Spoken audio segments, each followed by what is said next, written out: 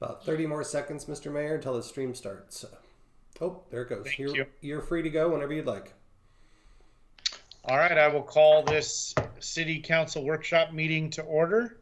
City Recorder Krager, please call roll. Councillor Newton. Here. Council President Lube. Here. Councillor Shaw. Here. Mayor Snyder. Here. Youth Councillor Calderon.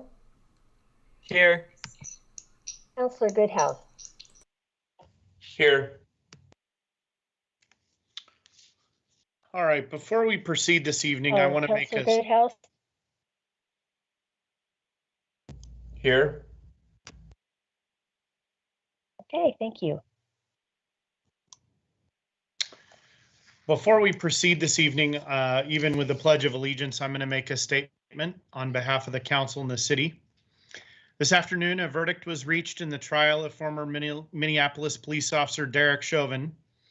A jury of 12 found him guilty on all charges in the murder of George Floyd. We want to acknowledge the deep pain some in our community have been feeling throughout this trial. This has opened wounds for many of us, particularly our friends who are Black and people of color. As Tigard Police Chief Kathy McAlpine said just after Mr. Floyd's death last May, what happened to Mr. Floyd was shocking and never should have happened. We are proud of the fact that many of the police reforms that were called for after Mr. Floyd's death were already in place within the Tigard Police Department. A number of additional actions were taken immediately after his death, including the creation of the Public Safety Advisory Board. The city and the Tigard Police Department value diversity, equity, and inclusion. We know this is not a single conversation that is solved with this verdict. It is an ongoing, challenging, and complex dialogue that will continue into the future. And with that, I'd like to move on to the Pledge of Allegiance. And Mr. Nolet, please put the flag up, and I'll ask everyone to mute and participate on their own.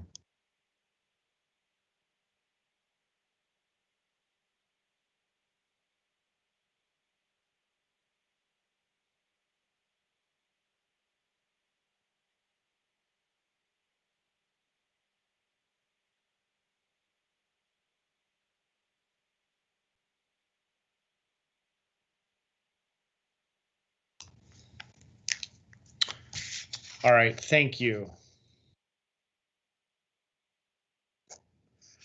Next will be a call for any non-agenda items. Staff or council, any non-agenda items? I know I added one that is now item number 3 on the agenda, which is a proclamation, so we can review that at the time. That was modified on the official agenda, but very recently, so I'll just point that out. Written public comment, City Recorder Krager, did we receive any written public comment? We did not, Mr. Mayor. All right, if anyone wants to make phone and public comment, now is the opportunity to do that. The phone line to call is 503-966-4101.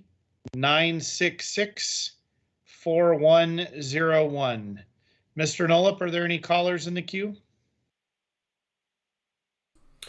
Mr. Mayor, at this time, we do not have any callers in the queue. All right, why don't you interrupt me if that changes? I sure will. So I'm going to move us on. Do we have any follow-up to previous public comment? Assistant City Manager Nyland? Good evening, Mr. Mayor and Council. We did not receive any public comment at last week's council meeting, so we do not have any follow-up. All right, thank you very much. Item number 3 on the agenda is a proclamation, and I just want to acknowledge that in the last year plus, with everything that's been going on related to the COVID-19 pandemic and all the work that we've done as a city, I think there's one group that we probably haven't adequately recognized, to be honest. And I think that's partly my responsibility. I'll take responsibility for that.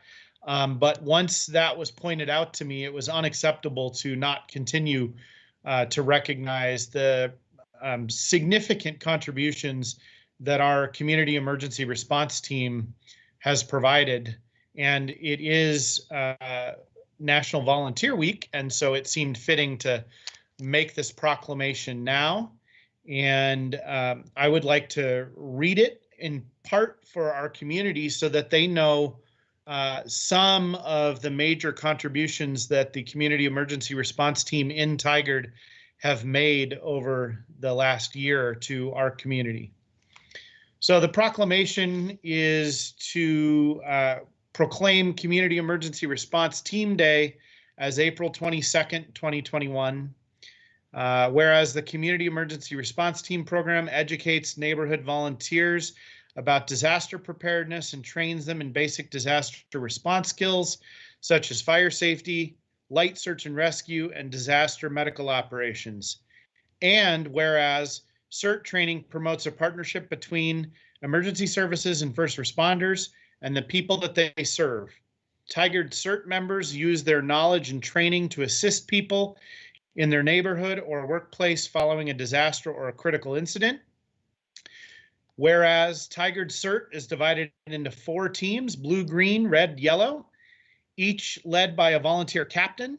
Since the arrival of the coronavirus in March of 2020, the requests on the Tigard CERT volunteers have been greater than ever, as are the ways these vital volunteers have come forward to serve our community. And whereas Tigard CERT members sharpen their life-saving and response skills and gain specialized knowledge by participating in exercises, activities, and supplemental trainings. And whereas the community emergency response team members continue to generously give their time and energy to projects that improve community emergency preparedness, promote awareness and interest in programs like Map My Neighborhood, and answer the call for help when the community's need is greatest. And whereas over the last 14 months, Tigard CERT volunteers responded as true professionals to multiple needs within the community tied to the COVID-19 pandemic. For 3 months, they staffed the city's emergency operations call center, answering questions and supporting the city's response to a virulent pandemic. And whereas Tigard CERT volunteers collaborated with city staff to make, find, and collect more than 2,000 cloth face coverings, which were distributed to frontline staff, activated CERT members, and Tigard giving partners. And whereas Tigard CERT volunteers held 4 personal protective equipment distribution events on behalf of the city of Tigard for small businesses in our community, and 2 large food and essential needs drives, collecting enough supplies to abundantly restock food pantries for 7 Tigard giving partners who were facing overwhelming need from families and individuals in our community.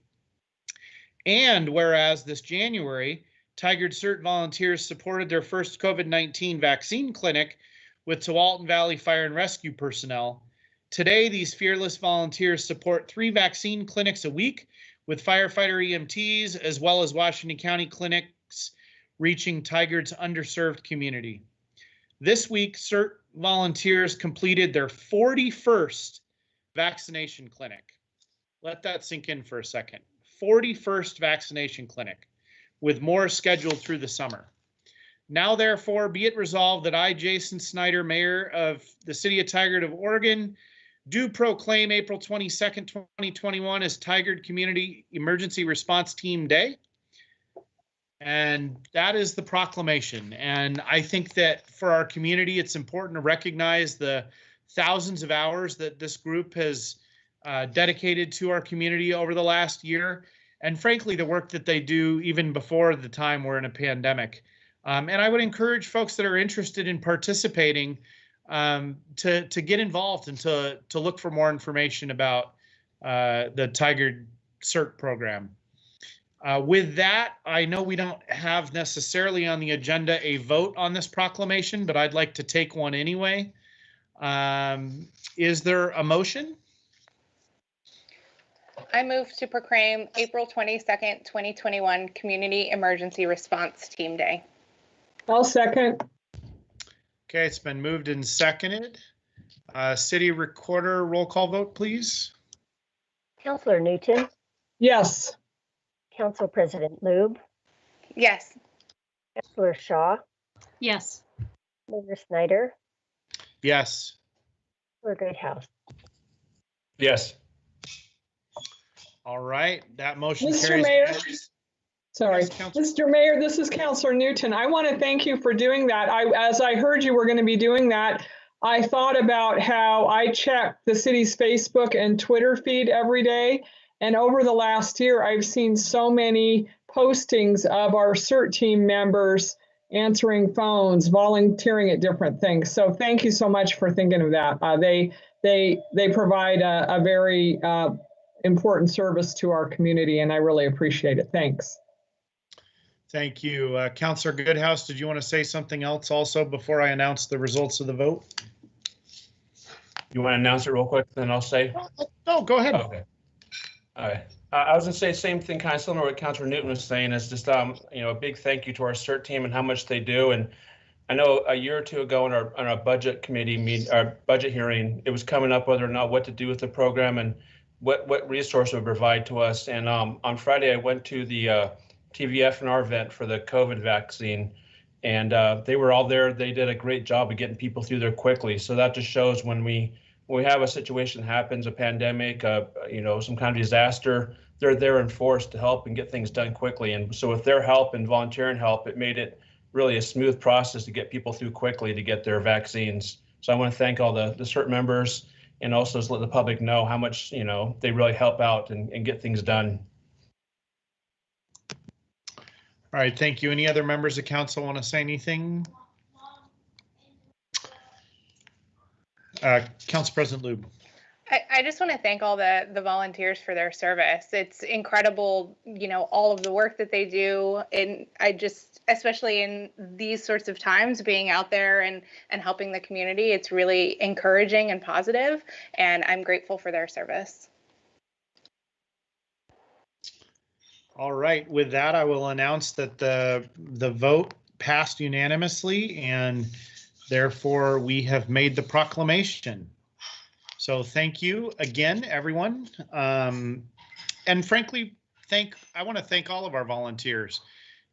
Given the week and recognition it is, we've got hundreds of volunteers all over the city, and I really want to thank them for making their community a better place.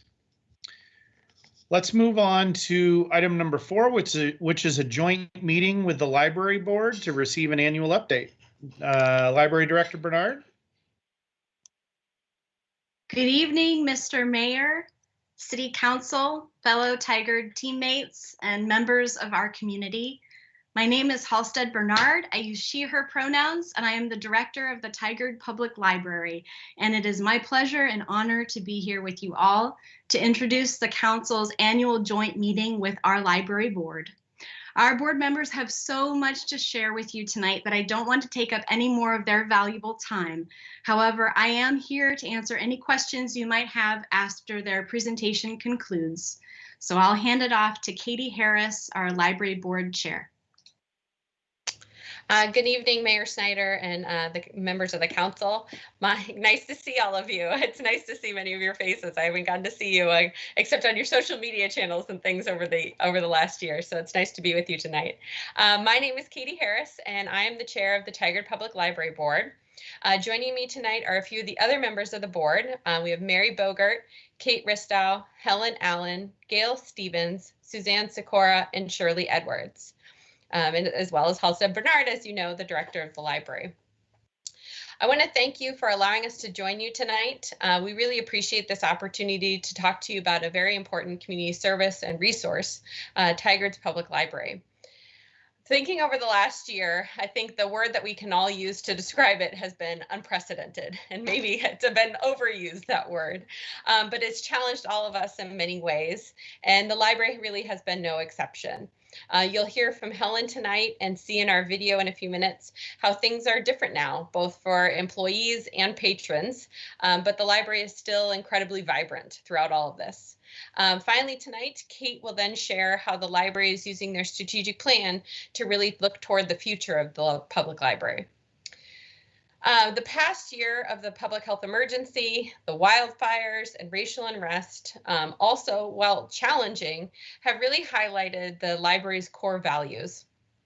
As a major hub in the community, even when the community could not physically be in the building, how they've been responsive to meeting the community's needs, how they're a dynamic institution who use users across generations, socioeconomic status and cultures, and reaches the underserved members of our community, as well as finally being a visual, tangible reminder of the quality and strength of Tigard.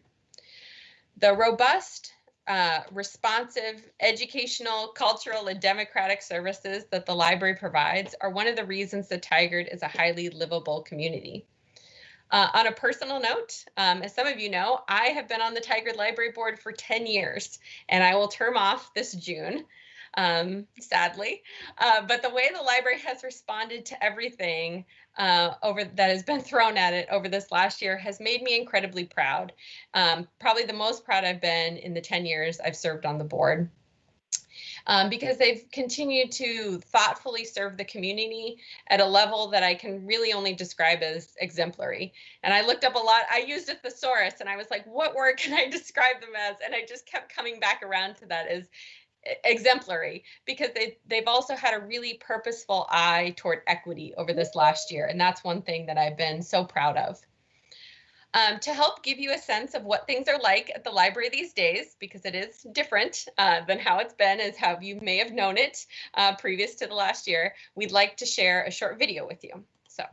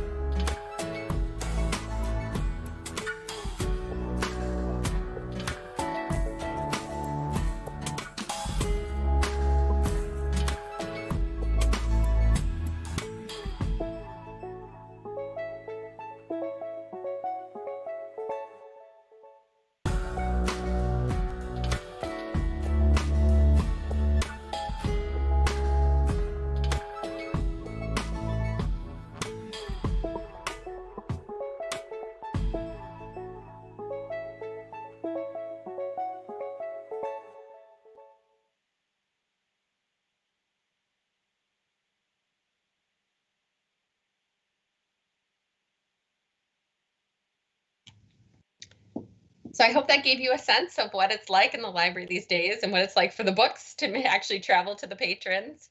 But I'm going to turn it over now to Helen to give kind of round out a little bit more narrative behind some of those numbers that you saw. Thanks, Katie. Good evening, Mr. Mayor and City Council members. My name is Helen Allen, and I am really looking forward to telling you a little bit more about library operations in this last fiscal year. As you can see, based on the library takeout program and the video we just showed you, the sentiment at the library over the last year has been, our buildings may be closed to the public, but we're still open. To keep up with the demand that was mentioned in the video, Tigard Public Library has added over 17,000 new items this fiscal year. The library has also gotten creative with how to expand or continue their services. Take and make craft kits are available from noon to 5 Monday through Saturday. Nearly 2,000 kits have been handed out since March of 2020. My favorite take and make kit that we did in the holiday season was small felt gnomes that you could take and then put somewhere like on a mantle or on your counter. Super cute, super fun, super easy to do. Since family story time cannot be in person, it, like many other events, have pivoted to being on Zoom. There was recently a wildly popular Bridgerton trivia night on Zoom that was reported to be well attended. Printing services and help with collecting tax forms is also continued as a service to our patrons. Reference librarians continue to answer a multitude of questions and requests over the phone and via email. They have fielded 3,661 calls and 2,079 emails since April of 2020. Another creative venture that Tigard Public Library took on this year is called Your Personal Librarian. By filling out an online form about interests or what they're looking for, patrons can receive a list of personalized recommendations for what to check out next and a book stack. I like to think of this as being like the Netflix algorithm that tells you the things that you might like, but better because it's from a real person, which is great. A lesser known service from WUCCLS, which the Tigard Library is a part of, is the Library of Things. You can check out kitchen gadgetry, musical instruments, sports equipment, and other items the same way that you can check out a book, which I think is pretty cool. There's been a focused commitment on equity this year at the library with 2 exciting initiatives that I'd like to highlight. The first is that WCCLS is fine-free as of January 26th, 2021. Studies have shown that overdue fines have an outsized impact on people of color and people with lower incomes. Fines also don't significantly promote the timely return of library materials. Although the Public Library is now fine-free, due dates and checkout times for materials remain the same. Its commitment to equity and to celebrate the Black community, the library created a Black Lives Matter book list comprised of staff members' favorite books by Black authors and about Black people. They also created a window display in the windows facing the Fano Creek Trail. The library is looking forward to expanding its services and welcoming patrons back to limited spaces at limited times. Of course, this is contingent upon what COVID cases counts look like in Washington County. Decisions about library services are made with an abundance of caution and in consultation with city and library professionals and health authorities. Halstead Bernard, who you heard from earlier, probably has an up-to-the-minute update about the latest decisions that she can share. And now I'd like to hand things over to Kate to talk about the library strategic plan. Thank you, Helen, and thank you for having us here tonight. I'm very excited to talk about what we've been doing with the strategic plan. The Tigard Library Strategic Planning Committee began the process of developing our strategic plan in the middle of this pandemic. And so we started by reaching out to the public and uncovering their vision for the future. So we wanted to build a strategic plan that was responsive to our community and the needs of our citizens. And we actually received an overwhelming public response with over 1,000 survey responses. So people had input and they wanted to share where they wanted the library where they wanted to see the library go in the future. So we continued this inquiry with online community meetings as well as community partner meetings, and while also surveying and meeting with library team members. So this whole process of bringing in the community and bringing in the staff led us to realize that the community members really wanted to emphasize the need for a library space that was full of useful, up-to-date materials, engaging programming. They wanted to return to a library that was vibrant, reflective of our community, and a place to find good information and make connections. So the picture of our future began to take shape, and we developed this vision that the Tigard Public Library will be a community hub for knowledge and enrichment, and that it's going to be a place where everyone feels welcome. And that last piece there, where everyone feels welcome, is a very important piece of this. So this vision has led the way as we develop priorities and objectives that also align with the city's new strategic plan.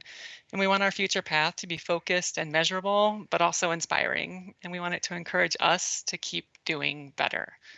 So the committee is still seeking feedback from staff, leadership on our draft of the strategic plan, but here's a sample of some of the priorities that we see coming up in the future. So these are our key areas of community, enrichment, and knowledge. Community, enrichment, and knowledge. That makes more sense. So community, the library is an inclusive and welcoming place for everyone. And that means that excellent customer service, you have that in a vibrant, accessible space. Enrichment, the library enriches the lives of our community members. And one of the main ways the library will enrich our community is by being a link to education and career success. So particular action in this area is our goal to partner with the school district to provide library cards for all TTSD students. So that last piece of knowledge, the library is a trusted source for accurate, vital materials and resources. And we think this is incredibly important during this time. And one way we're going to continue to be this trusted source is by helping bridge the technology gap, providing technology classes and training that increase basic technology skills. And in this way, we can continue to engage and inform our community and be that trusted resource in these changing times. So over the next few months, we're going to share our strategic plan with the public in print and online. And as we launch into this wonderful new world, we know that this plan will help us set a course toward a brighter future. So thanks for giving us the time to share about the library. And I'm going to pass the virtual mic back to Library Board Chair Katie Harris as we take some questions if you have any. Thank you, Kate and Helen. Finally tonight, before we open it up for questions, we'd like to make a request of all of you to please share with the community the good work that the library is doing so that they're aware of all the resources that the library can provide to everyone in the community, especially during these very unique times. So thank you so much for your continued support of the library, and we're welcome to take any questions you may have. Well, Chair Harris, I am confident that we will all be happy to share the good news of the library with the community. So I'll just commit. I don't usually commit the rest of the council to stuff, but I'll commit them to that one.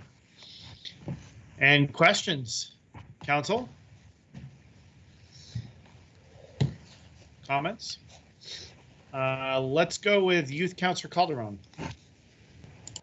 Yeah, first things first, of course, I will commit to spreading the good word about the library. I love the library. I miss it. I miss volunteering there. And plus, my favorite thing about the library is watching the books being sorted on the conveyor belt. It's just so interesting. But my only question I had was, I was going to ask, how did you guys measure the amount of average steps? Did someone count it, or was it like a Fitbit situation? It's a methodology question. Director Bernard, that may be for you. I don't know. I think that's for me, Mayor. Yes, we actually measured it. In fact, I believe Margaret Ray measured it with her own 2 feet. So no Fitbits required.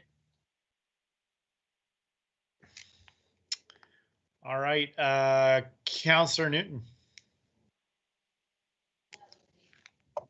Thank you, Mr. Mayor. I had a couple of comments and then a question.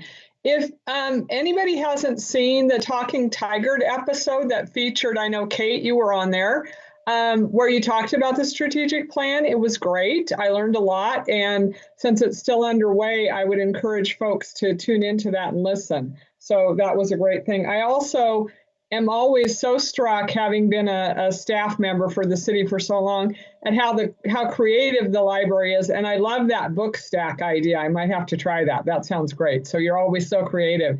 The question I have, though, is I know there were students working at home, doing homework and trying to get through school online this year. Did you have a lot of homework help requests? I know that used to be something, but maybe that's not as common. Anyway, I was just wondering if there was support the library was able to provide for some of those students that were, I know some were struggling at home trying to learn online. So that's my only question. And I would like to thank all of the library board volunteers for all the great work you do. So thanks. Councillor Newton, I just wanted to address your question. I don't have statistics on the number of homework requests for help that we did, but I'm sure that we did. And also, I just wanted to mention early on in the pandemic, we did turn on our free Wi-Fi to be 24/7 because we do realize that there were students who and other members of our community who relied on the library for free internet access. And I do know that just anecdotally, I saw some students using the free Wi-Fi in our parking lot to do their homework. Thanks. All right, Councillor Shaw. Thank you. Very much also want to applaud the volunteers and the efforts you all have done. I had the same question Emilio did. How did you measure the steps? So thank you for answering that one. Also, the free Wi-Fi, I have to say that I too benefited from that. When there are times when our Wi-Fi went down, I would go to the library. So thank you very much. That was so helpful, particularly during the windstorms that we had. And then really no questions, but just want to applaud you for the creativity and the take and make crafts because I had recommended those to some friends and they picked them up, and one Friday night we got together and made them with their children. So thank you. Council President Lube. Yeah, I just wanted to say I have the pleasure of being the liaison to this board. And, you know, this was an incredibly challenging time for the library, and the library board remained engaged and hopeful and positive. And it has just been incredible to watch them, especially as they developed the idea for this meeting. It was incredibly thoughtful and very creative. And I'm just really thankful for all of the work that our library board does for us. So thank you for your service to Tigard.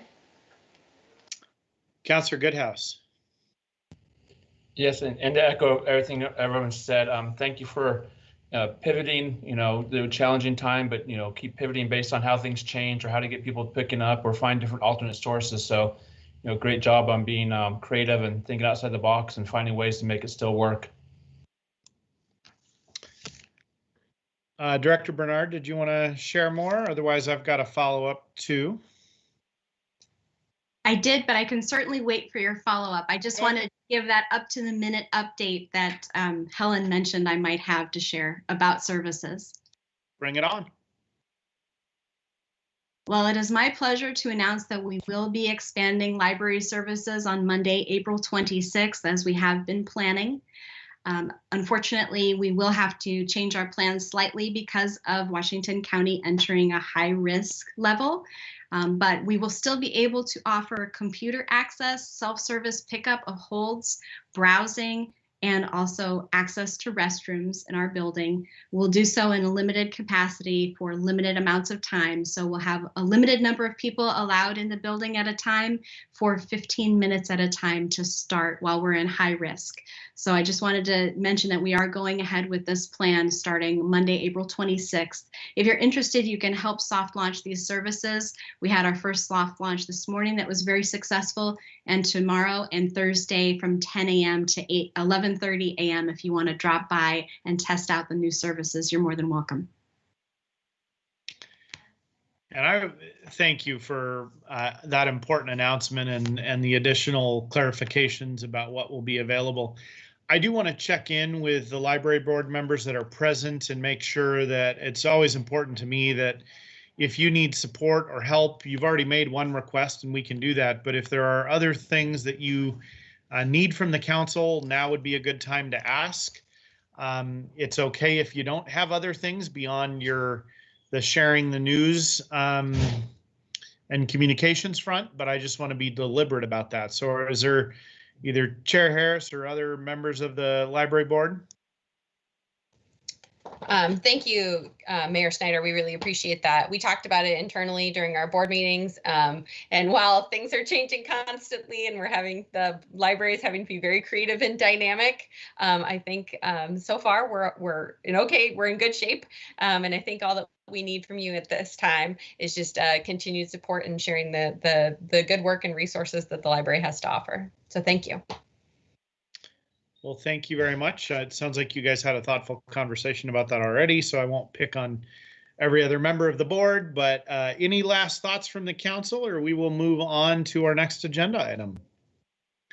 Thank you very much, Library Board. Really appreciate it. And you are always very creative, and your presentation, and Council President Louv did warn us that we had something exciting to be looking forward to. So thanks for making it interesting and engaging, and good to see you.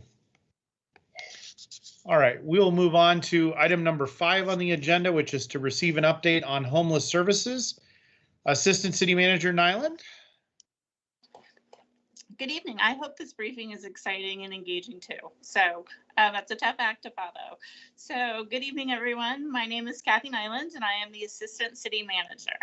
I'm here tonight to provide an update about the recent actions the city has taken to address homelessness.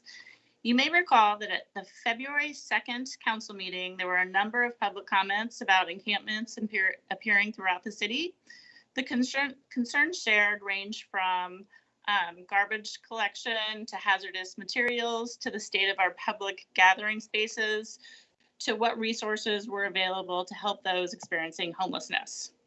The mayor asked us at that meeting to work together to determine actions to address these concerns, as well as how we can help all of those who are in our community. And this is our report back. Now, before we get into the heart of the presentation, I wanted to touch upon how we are approaching this issue, because homelessness, as we know, is a very complicated issue, and there's no simple solution. We have worked on the immediate needs, like you asked, responding to the concerns that we've heard about. We have been allocating additional resources to address accumulation of garbage, debris, and vandalism, making our public facilities safe and welcoming to everyone. We are coordinating internally because all solutions will involve everyone being involved. It's going to be the city, it's going to be the region, it's going to be the state, and we're going to need help at the federal level. So tonight you will hear from our police department and from our city attorney about what we are doing and some of the limitations that we face. It's also worth noting that this truly is a team effort, and we are thankful to the good work of Ken Ross in community development, Rick Gruen and the Park and Recs team, and Halstead Bernard, our library director. In addition to the immediate actions underway, we are thinking creatively about long-term strategies that support those experiencing homelessness, and we're also thinking about preventative measures. We have reached out to partners and developed relationships because addressing homelessness needs, again, a regional approach. So you'll hear more about those partnerships with the next speakers. Lastly, we have convened an interdepartmental team that's cross-functional. This is about providing housing. This is everything from shelter to safe lots to transitional housing. This will be about wraparound services that could include human services to welfare checks to economic support. And this is also about everything in between, from laundry facilities to storage lockers. Ultimately, this is about providing stability, security, and safety, all while being empathetic. So Tigard, as we know, is a place to call home, and we are working so everyone feels at home here. So all that said, I'm pleased to introduce Chief McAlpine to talk more about what we are doing today. Chief? Thank you, Kathy. Good evening, Mayor and Council. Police Chief Kathy McAlpine. And I'm going to be very brief because I really do want you to hear some of the good work that Community Service Officer Brandon Peterson is doing. But I want to call to your attention around October, I received a call to attend in a virtual world, a meeting with some of the Chamber, Downtown Business Association, Just Compassion, New Narrative, just to say a few, with concerns of the increased homelessness issue around downtown Tigard and the Heritage Trail. So there's a lot of checking in with everybody to see what was actually occurring, what our social service providers could do or could not, and especially impacted during COVID. But one of the things that I heard from them was still a need to have a visible presence. And so I created, for lack of a better term, a pilot program where I reached out to Community Service Officer Brandon Peterson and asked him to really kind of dedicate his time to checking in on our houseless folks, because by then we'd had the proper PPE and could make those checks. To also begin to make connections with social service providers and really be that conduit. And you know, I think it's been pretty successful so far, and I think Brandon would like to share with you a little bit of some of the things kind of from the boots on the ground perspective. So with that, Brandon, if you would go ahead and take it away. Thank you, Chief. Good evening, Mayor Snyder and members of the Tigard City Council. My name is Brandon Peterson. I'm a community service officer with the Tigard Police Department. I've worked in the police department here in Tigard since 2016. And as the chief said, in October, I was asked to take over the monumental task of houseless outreach. Let me share my screen here so I can get my presentation going. Excuse me, there we go. All right, can everybody see that second screen? My icon is in the way. All right, so I'm here to talk about the Tigard Police Department's houseless outreach. Houselessness is a very complex issue that we could spend all night discussing. The 2021 point in time count, where we attempt to survey every single unsheltered resident in Washington County in one day, showed that there was an increase in unsheltered homelessness in Washington County. The goal of this presentation is to highlight what I've witnessed in the field, share what some of the greatest immediate needs may be, and highlight some of the successes I've had in that very short period of time. Now, my primary duty with the police department is obviously enforcement. We must take care of public safety, we must enforce the laws and codes, and we must protect private property rights and protect the environment. But as part of outreach, we must also have that compassion and empathy to provide services, connect with the nonprofits and other government organizations, and act as a liaison between other city departments and other organizations. I've been working to find the balance between enforcement and outreach with limited time and resources. Houselessness presents itself in many forms, and there's no one-size-fits-all solution. Unsheltered homelessness has been my greatest focus, as it is the most visible and taxing on both the government resources and private property owners who are left to clean up their property. As the unsheltered houselessness population grows in our area, their makeshift encampments are becoming more visible along our trails, green spaces, and highways. Tigard has made a commitment to become the most walkable city in the Pacific Northwest, and we must ensure that our trails and natural areas remains a safe place to visit. It is mutually beneficial to the city and our houses community to provide resources that aid to improve their condition with the goal of permanent housing. However, the most visible unsheltered residents are generally the most complicated to provide resources and services to. They require wraparound services for issues that may include mental illness, substance abuse, addiction, criminal convictions or probation, disabilities, or financial instability, which could include past debt or evictions. I wanted to share a couple stories that would kind of highlight what I've seen out in the field in the last 6 months, and I thought this was a very fitting one. I'm calling this Larry's story. This takes place just behind our city hall on the Fano Creek Trail. On December 2nd, I responded to a citizen complaint of a visible camp along Fano Creek Trail. I had contact with Larry, who was living in a makeshift structure along the banks of Fano Creek. Here's a photo of his camp on that day. Larry told me he has been kicked out of a shelter and was having difficulties obtaining an organ identification. This was related to the DMV COVID closures and appointment delays. Larry had arrived from out of state and only had an out-of-state ID. Unfortunately, a lot of people do need valid identification to obtain services, rental assistance, and the necessities to find shelter. I sent an outreach request to local nonprofit service providers. Unfortunately, getting close to the holidays, I was fairly busy with other assignments and tasks and personal time off. On December 20th, we received heavy rains and an atmospheric river. The Fano Creek flooded. Larry abandoned everything in his camp and sought shelter at Just Compassion's winter shelter. This is a photo of his camp in the aftermath. On February 11th, we also had a winter storm that brought in snow, ice, and significant tree damage. This caused a lot of tents and makeshift shelters to collapse, and there were no match for the weather. On March 11th, our Parks Department cleaned up to 5 campsites along the Fano Creek Trail, including Larry's. Larry's by far was the worst, as the flooding had scattered the debris and left a muddy mess.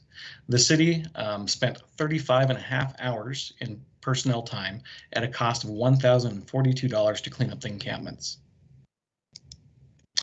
Another story that I think came to the attention of the council was the camps along Highway 217 on the ODOT right-of-way. This sits adjacent to FAFL along the Carriage House Apartments. On January 27th, Pamela Nichols, the property manager of the Carriage House Apartments on FAFL, reached out to me about homeless camps along Highway 217. The camps are visible to residents of the apartment complex, with some only a few feet away from residents' balconies. The problems that were reported including witnessing open defecation, noise, vandalism to the fence, trespassing on the apartment complex, and discarded trash. Pamela shared with me that tenants were terminating their lease over safety concerns. As we enforce camps, and I believe the city attorney will talk a little bit more, with the property being the ownership of ODOT, we don't have the right to remove the camp. I began to work with the code compliance and began working with ODOT, who initially refused to move the camps. This is a photo of what the camp looked like on February 24th when I first visited. I think it was about 3 structures. And on March 9th, the campsite had tripled in size. This next photo is from the other side, again on February 24th, and then 3 weeks later on March 9th. After I worked with the code compliance on March 12th, ODOT did complete a major cleanup of the site with a contractor, and it is scheduled for final cleanup and installation of permanent no trespassing signs. This leads me to my next point, with trash being a common denominator in these camps. We began a partnership with Metro, who launched a RID Patrol Metro bag in 2018 through their RID Patrol to provide a way for unsheltered residents to dispose of their trash.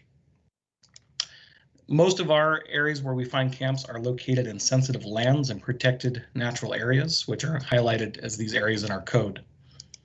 These are some photos that I've seen around Tigard in the last 6 months. We have a photo of trash discarded in Cook Park, Brown Nature area behind the library, the Fano Creek Trail expansion towards Woodard Park. The purpose of the trash bag program in Tigard is to provide unsheltered residents with a way to have their trash disposed of. It's also to foster trust as we address this issue more broadly. The goals of the program are the bags are provided out by service providers to those that are unsheltered. They fill them up with their trash. They leave them by a roadside or trash can with the phone number displayed, and anybody in the community, including them, can call the dispatch center and have the trash picked up. We are just starting to launch this partnership with Metro, and we're hoping that our Streets Department and Parks Department can provide those services as well. Quickly moving on, I wanted to highlight there's more information on their website. I've also had some good outreach success with Just Compassion. I'm a member of several other meetings around the county. One of my biggest partnerships I wanted to highlight is the Bybee Lakes Hope Center. This is the former property of the Wapato Jail in Multnomah County. In October, when I became the Houseless Liaison, it also opened its doors as a homeless shelter. I believe when it's fully completed with the construction, it'll have a capacity of up to 800 people with a full medical wing, cafeteria, laundry facilities, playgrounds, and gardens. I have become a referral partner to the shelter and can make referrals into their long entry program. I'm also good friends with the original founder of Helping Hands, and I believe this would be a wonderful project to highlight and continue to follow. And in the interest of time, that is the last I have, but I did throw a couple extra pictures into the PowerPoint presentation if you wanted to take a look at that. Thank you, Brandon. And he's very modest, but he has put a lot of heart and soul into this effort, as you can see. And he is truly taxed because the need is greater than just himself, but at least it's a foot in the door, and it really gives us an accurate depiction of what is going on currently. And we are, making strides in this effort. With that, though, it is very important. I know all of you have talked to our community. There is frustration. There is a lack of understanding or a misperception of what they think we can or cannot do. And so we felt it was important to have our city attorney, Shelby Rahala, tell you a little bit about the laws. Good evening, Council. So there's two court cases that I want to focus on that are notable in this area. The first one is Martin v. City of Boise. It's a 2019 case. It was decided by the Ninth Circuit, and it was appealed to the U.S. Supreme Court. The U.S. Supreme Court denied certiorari, or cert, meaning that the Ninth Circuit's decision stands. So what Martin v. Boise held is that, a quote from the case, the United States Constitution prohibits punishing people for engaging in unavoidable human acts, such as sleeping or resting outside when they have no access to shelter. So basically the ordinances in Boise focused on camping and whether houseless persons, whether any persons could sleep outside on public property. And the court said that essentially punishes them for their existence as a houseless person, and that was unconstitutional under the Eighth Amendment, cruel and unusual punishment. So after that decision, many cities took the position that the holding in that case was limited to criminal ordinances, and that as long as the punishment was civil, that it was exempt from the holding in Boise. Many cities took the position that the decision was limited to when shelter beds were available. And so if shelter beds were not available, that would result in a different outcome. So one of the cities that took that position was Grants Pass, Oregon. In the case Blake v. Grants Pass, decided in July of 2020, an Oregon District Court struck down both of those components. So essentially, Grants Pass had an ordinance against camping, but they allowed sleeping. And so their position was people couldn't set up tents or sleeping bags or structures on public property, but they could sleep on public property. And Grants Pass took the position that exempted them from the holding in Boise. Grants Pass's ordinance also provided for civil fines instead of criminal penalties. And as I said, the Oregon District Court struck down both aspects of that case. The court held that it was unacceptable that the city would allow sleeping in public places, but wouldn't allow that same person to take steps to protect themselves against the elements. They said that in terms of punishing a person for their existence, that it was unacceptable that person couldn't take basic steps to shelter themselves from the weather or cold. So they struck down that component. They also said, the court said that the Eighth Amendment prohibits punishment, and it doesn't distinguish between criminal or civil punishment. So the fact that Grants Pass's ordinance was civil penalties, the District Court in Oregon said that was irrelevant. The court also concluded that the penalties were excessive, which was an additional violation of the Eighth Amendment. The presumptive penalty in Grants Pass was $295 per violation, and the court said that was significant for anybody, let alone somebody in this financial situation. So that essentially amounted to an additional violation of the Eighth Amendment. So that that decision was appealed to the Ninth Circuit. It is still pending in the Ninth Circuit. We anticipate a decision in the next several months. So essentially where that leaves cities in terms of being able to regulate camping, as CSO Peterson mentioned, we have an ordinance in Tigard that prohibits camping in sensitive lands. So where we are left is that we are focusing on traditional time, place, and manner limitations on camping. We know that it's unconstitutional to prohibit camping everywhere. We know that it's unconstitutional to prohibit sleeping everywhere. But when we passed the ordinance about camping in sensitive lands, we did so really from the perspective of health, life, safety. Our ordinance says that it's in the interest of the public's health, life, safety to protect the environment in those areas. They are sensitive lands and have water quality implications and other environmental implications. And also they tend to be dangerous places for people to be. And as CSO Peterson mentioned with the flooding, that was one of the reasons why we said that these specific areas should not be places where we have people camping and living, essentially. So those kind of narrow restrictions are really the only types of limitations that a city can impose on camping or sleeping outside. So it leaves us with limited options in terms of enforcement, because we know that we can't impose any type of penalties, and we can't broadly limit either camping or sleeping from public places. So I'm happy to answer any questions. Otherwise, I'll turn it over to Assistant City Manager Nyland. Thank you, City Attorney. So that briefing hopefully shows you that we are actually doing a lot to address homelessness in our area, and it's complicated. And because of COVID, it's likely an issue that's even more visible, which is why we're hearing more and more concerns from community. So with this update, we have touched upon several efforts. Some of the efforts we've been able to do by allocating existing resources differently.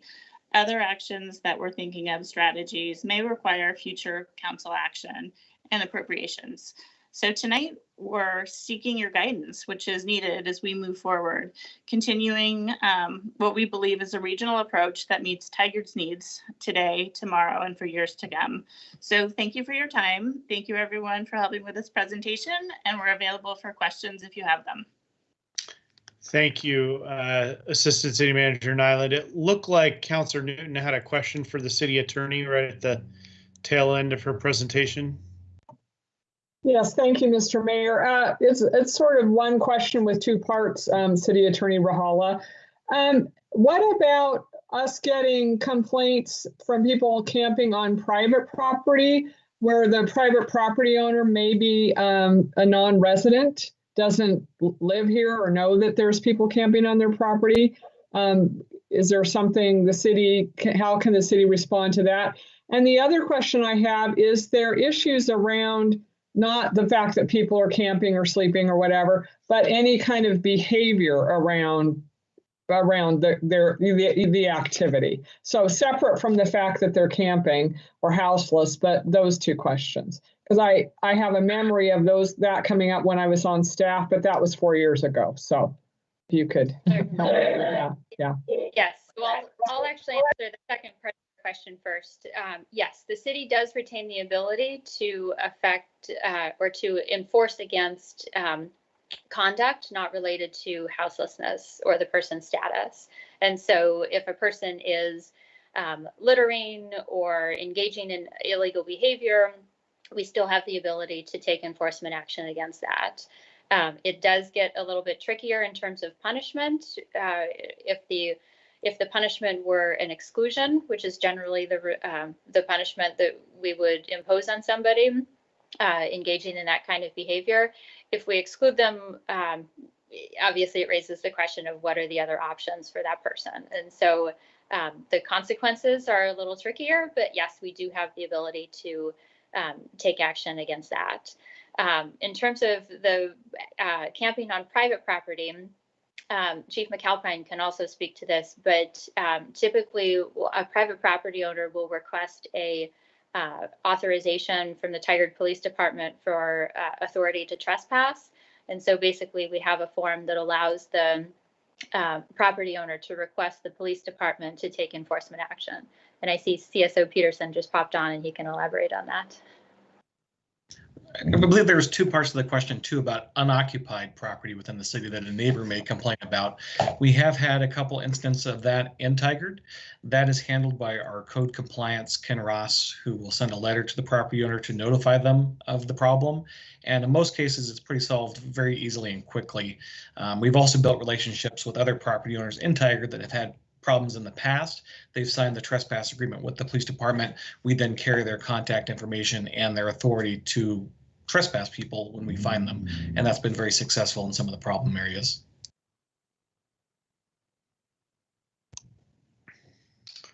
All right, Council President Lube, I think you were next.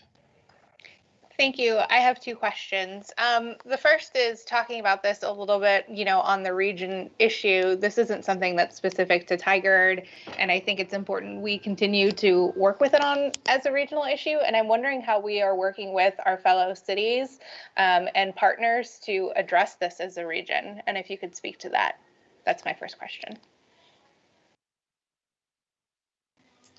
I can provide a little bit of information. So every city in Oregon and every state is facing this issue. So it is a conversation that we're having with neighboring cities. And I know at the Washington County Managers meeting, it's also an issue that's often on the agenda of how we can all leverage, because it's expensive. It's an investment that could easily take millions and millions of dollars. So that's why the cooperation and the alignment with the regional approach is the best approach, and also watching what's happening at the state level and federal assistance. Okay. Yeah, I think it's incredibly important that we not try to, to a certain extent, reinvent the wheel, and to really work with other cities and other community partners, and working on it as a region is an important way to address it. My second question is, it looks like, back in, I believe it was 2017, the task force for the homelessness that the city of Tigard had disbanded. And, that's something that we've talked about. Is it something that we are going to bring back to continue to have discussions on this issue and community input and shed more light? That's a great question. And we've heard a lot about that, including the interdepartmental team talking about reconvening, whether it's the task force or some reimagined version of what that could look like. That task force last met, I believe, May of 2018. And we still have a list of the recommendations that they made. About 50% of them have been implemented. So there are some great ideas out there that could still work, but it's definitely something that's on our radar of contemplating what it could look like and what it should look like. Yeah, I think that's something important for us to look at, to especially continue the community conversation. And so I'd, like to hear back on staff's recommendations and thoughts of how we revive that. Yep.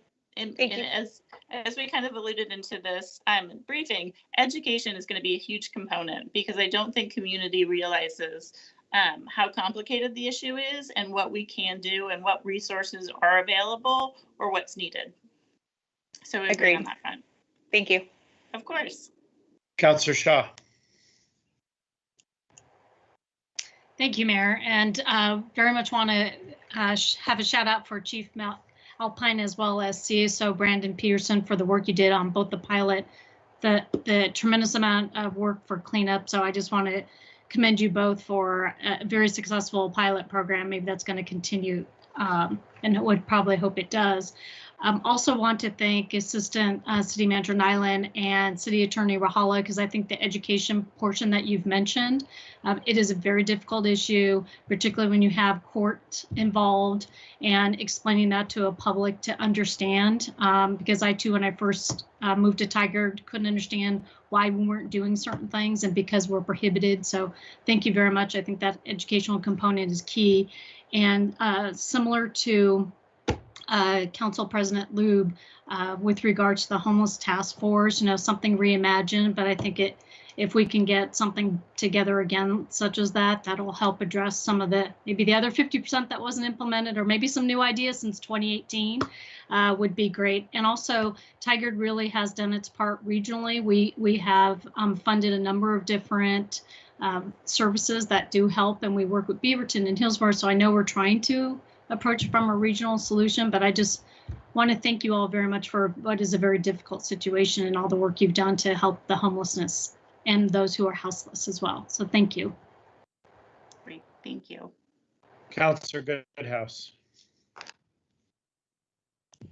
Yes, everyone has said, thank you for all the hard work.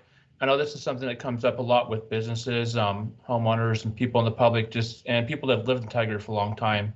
They're used to it being a certain way, but then if they're thinking about going out and walking the trails or going to the park or things, I hear continuously that the Fallon Creek Trail, people don't want to go hike that or walk that anymore just because they're afraid of what's around there or cleanup on there, or needles or things like that, or even downtown Tigard talking to businesses. There are a lot more homeless people coming into businesses and becoming a problem. So. I agree working on it regionally, but we also I think there's an aspect we got to look at locally and see what we can do, or what we can work with the businesses, or work more with our local nonprofits or something like that. Because even though we work regionally, there's becoming more and more of an unusual problem that everyone's not used to locally, and we need to figure out what to do. And not only education, but I think just outreach more to see what we can do kind of educate, but also see what we can do as a community together to address this or help it or work on it, or even what to do in situations. Because I know a lot of business owners, they don't know what to do, or maybe that business owner's not there, but they have younger staff and they don't know what to do when someone comes in and there's something going on in the lobby or the restrooms. And so I think we need to do some kind of an outreach as well, just to our local community of what to do, how to report it, and just contacts with the police and how to feel safe. Councillor Newton. Agree. Thank you, Mr. Mayor. Two things. I attended the community roundtable meeting this morning, and that's where nonprofit and faith leaders get together every couple of months and talk about issues. And I was asked the question, when is the city going to address the houseless issue soon? And I said, well, I'm glad you asked, because we're going to talk about it tonight. And Vernon Baker, who's the executive director of Just Compassion, Just Compassion operates the safe parking program in Beaverton, and he offered to meet with our staff, with our group at any time to talk about how that's working for them, the issues. I believe that he sent an email to Kent Wyatt earlier today, and I think Steve Reimer got a copy of it, with just his offer to sit down with us and talk about that. And I know that's an idea we had talked about. I don't know, it's been a year, or probably it was before COVID. So we might want to look into that again. And then separately, to follow up on Councilor President Loob's suggestion about the Houseless Task Force, I'm going to advocate for it being a little bit like the Public Safety Advisory Board. Maybe not meeting that often or that intently, but getting people at the table who are really working on the issue, who have knowledge and, different lived experience than I do as a city councilor has been so invaluable. It's shaped the way I think about a lot of the issues before the council now. I'm always thinking, okay, are you really thinking about how this affects people? So I would advocate for, maybe it's not a board, maybe it's listening sessions or something, but to get the service providers together, some of the people who have or do experience, houseless situation, our staff, our, the Brandon Peterson, who's done that fantastic work, and just try to talk through and figure out, are there things that are, that we could address fairly simply, get creative about some of the ways to approach this. So I would suggest that as maybe a model, because it's been really great for our public safety issues. Thanks. Agree. So let me respond to both of those. So the safe lots, as mentioned in the briefing, we have convened an interdepartmental team to talk about long-term strategies, including things like transitional housing and safe lots, and what we would need to do to make those happen, or how we could partner with other agencies who do those. In my work in Seattle, I was part of that committee who launched TNERS, the Homelessness Task Force. I work in human services, the needle that we can thread. What can we do tomorrow? As mentioned, it's complicated. You have the immediate and you have the long term. And until you really dissect the problems and the issues that create and cause this, this experience for others, it's a bigger and broader conversation. So when we come back with potential models of reconvening that task force or reimagining it, we'll have options available for you. Well, Councillor Newton kind of headed a little bit where I was going to go, which is really about pushing us to be action oriented.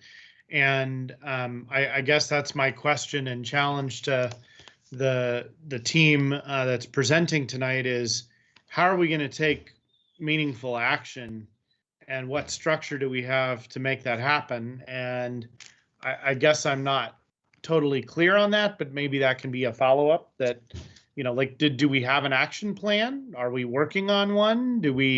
Does it have action items and action steps? Because this all needs to be very action oriented and not, I agree with the model perhaps of, the community involvement aspect of the Public Safety Advisory Board, but this is also, some of it is some pretty basic stuff that just needs to be done.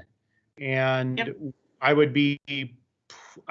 just want to push and implore the team to be action oriented on this. And we very much are doing that, Mr. Mayor. We can come back with a list of actions that we recommend and give you that menu that are long-term, like immediate long-term costs associated or what we envision. But we too are really focused on getting things done and being action-oriented and solution-oriented. So we can schedule that to come before you in the next month with ideas that we've thrown around and best practices that we've seen success elsewhere. I would appreciate that. With the rest of the council, appreciate that. Thumbs ups if you're in with that. Okay. Okay, thank you. That's the guidance we were hoping for, is the green light, thumbs up. So thank you. All right. Thank you, Assistant City Manager Nyland. Does that conclude the homeless services presentation and discussion? Is there anything else staff needed from us? Nope, we'll get on the schedule for next month with some options. And we expect this conversation to continue with the budget committee as the American Rescue Plan that funding becomes available. Like, this is going to take all sources. So this is an ongoing conversation. Thank you very much. And team, the broader team that put all this work together and continues to serve, thank you very much. And with that, we'll move on to the next agenda item, which is item number 6, a water rate study update and discussion. Public Works Executive Manager Goodrich and Management Analyst Rico. Thank you, Mr. Mayor and councilors. I'm John Goodrich, Public Works Executive Manager and direct responsible charge for the city's drinking water system. The staff that we have present tonight is Brian Rager, Public Works Director, Toby LaFrance, Finance and Information Systems Director, and you all already mentioned Sammy Rico, our Public Works Management Analyst. Please consider this our project management team. Along with us this evening is Doug Gabbard, Project Manager, John Ghilarducci, who's a principal at FCSG, and Zachariah Hazel, Financial Analyst, all with FCSG, and you'll recognize them from workshops in the past. Doug and Zach will be guiding most of the evening's agenda item. Over the last several months, cities completed a cost of service analysis for the city's water utility. And the next step is water rate design. Staff and consultants met with council on March 16th during a workshop with 5 recommendations on rate design based on cost of service analysis data and findings. During the workshop, council provided positive guidance on 4 of the recommendations except 1. The exception was related to single-family residential customers and the costs associated with larger water meter fixed fees. Tonight seems like an extension of the March 16th workshop, at least from the staff's perspective. Thank you for allowing us the weeks to go back and recalibrate our rate design model. The guidance that was provided, you were looking for additional options related to single-family residential customers, related to their fixed charges, their consumption charges, and their thresholds. Guidance from this workshop will provide staff with the information needed to finalize proposed water utility rates. A public hearing and council consideration to implement water utility rates and amend the master fees and charges is scheduled tentatively for May 11th, 2021. With that, unless council has any further questions, I'd like to go ahead and turn it over to Doug and Zach. All right. Can you see, let's see, before I ask that question, I need to get this up so that you can actually have a shot at, there we go. Okay. Can you all see my my slides? Wonderful. We can. Great. Well, thank you, John Goodrich. I am Doug Gabbard with FCS Group. I am joined, as before, by Zach Hazel, my analyst, and the senior member of the project team, John Ghilarducci. It is wonderful to see you all once again Tonight, our agenda is to begin with a recap of direction that the council has provided the last time we got together. And then we're immediately going to dive deep into this single family rate class. And we have 4 options to show you. 3 of them are new and 1 is the recommendation we had for you last time. We're going to compare those side by side, and then we're going to come back up to 10,000 feet to give you a recap of all of the decisions that have been made about rate design as we then move toward the next steps. So let's talk about previous council direction. We talked about a number of issues last time, one of them being booster charges, and the previous direction from council is to use the cost of service recommendations. With regard to residential customers who have a fixture count consistent with a 5/8 inch meter, but because of fire suppression have in fact a 1-inch meter, the direction is to charge the fixed fee based on the 5/8 inch meter and effectively treat them as a 5/8 inch meter customer, which is indeed baked into our analysis. For multifamily customers, we are going to charge them a uniform volumetric rate for consumption. You may remember we had a vigorous conversation about that and how pricing signals kind of uniquely don't work as well with multifamily as they do with other customer classes because of the separation between user and payer. And finally, because there were some rather jarring cost of service adjustments, we did talk about a phase-in, and we presented you with a phase-in option, and that seemed to meet with approval. But then we started talking about single-family residences, and this is where the conversation really got good. We got direction that 1-inch meters are paying too much within this class. And so we even had some suggestions about softening the flow factors so that they are not as harsh as they currently are. And we're going to show you some options on that because we did that and we think they lead to some interesting results. We're going to adjust all the other meters accordingly, and we'll show you what that means. It's easier to talk about that when we're actually looking at numbers. And the numbers we're going to show you will affect both the fixed charge and the volumetric charges in ways that are not necessarily easy to predict before you look at them, but I will explain more. Finally, it's important to realize that the conversation that we're having tonight mainly is about single-family customers and what is the appropriate way to structure the fixed charge for them. The rest of the analysis will continue to use meter equivalency for the fixed fees for other customer classes. That's that second major bullet there. And so everything that we talk about tonight is going to be kind of contained within the single family class. So what you're going to see is you're going to see 4 scenarios all designed to raise the same amount of revenue all in that same class. So I think we've got it nicely self-contained for you so that you can make an apples to apples comparison. That's the whole point. So the first scenario we're going to share with you is our original recommendation. There's nothing new to it.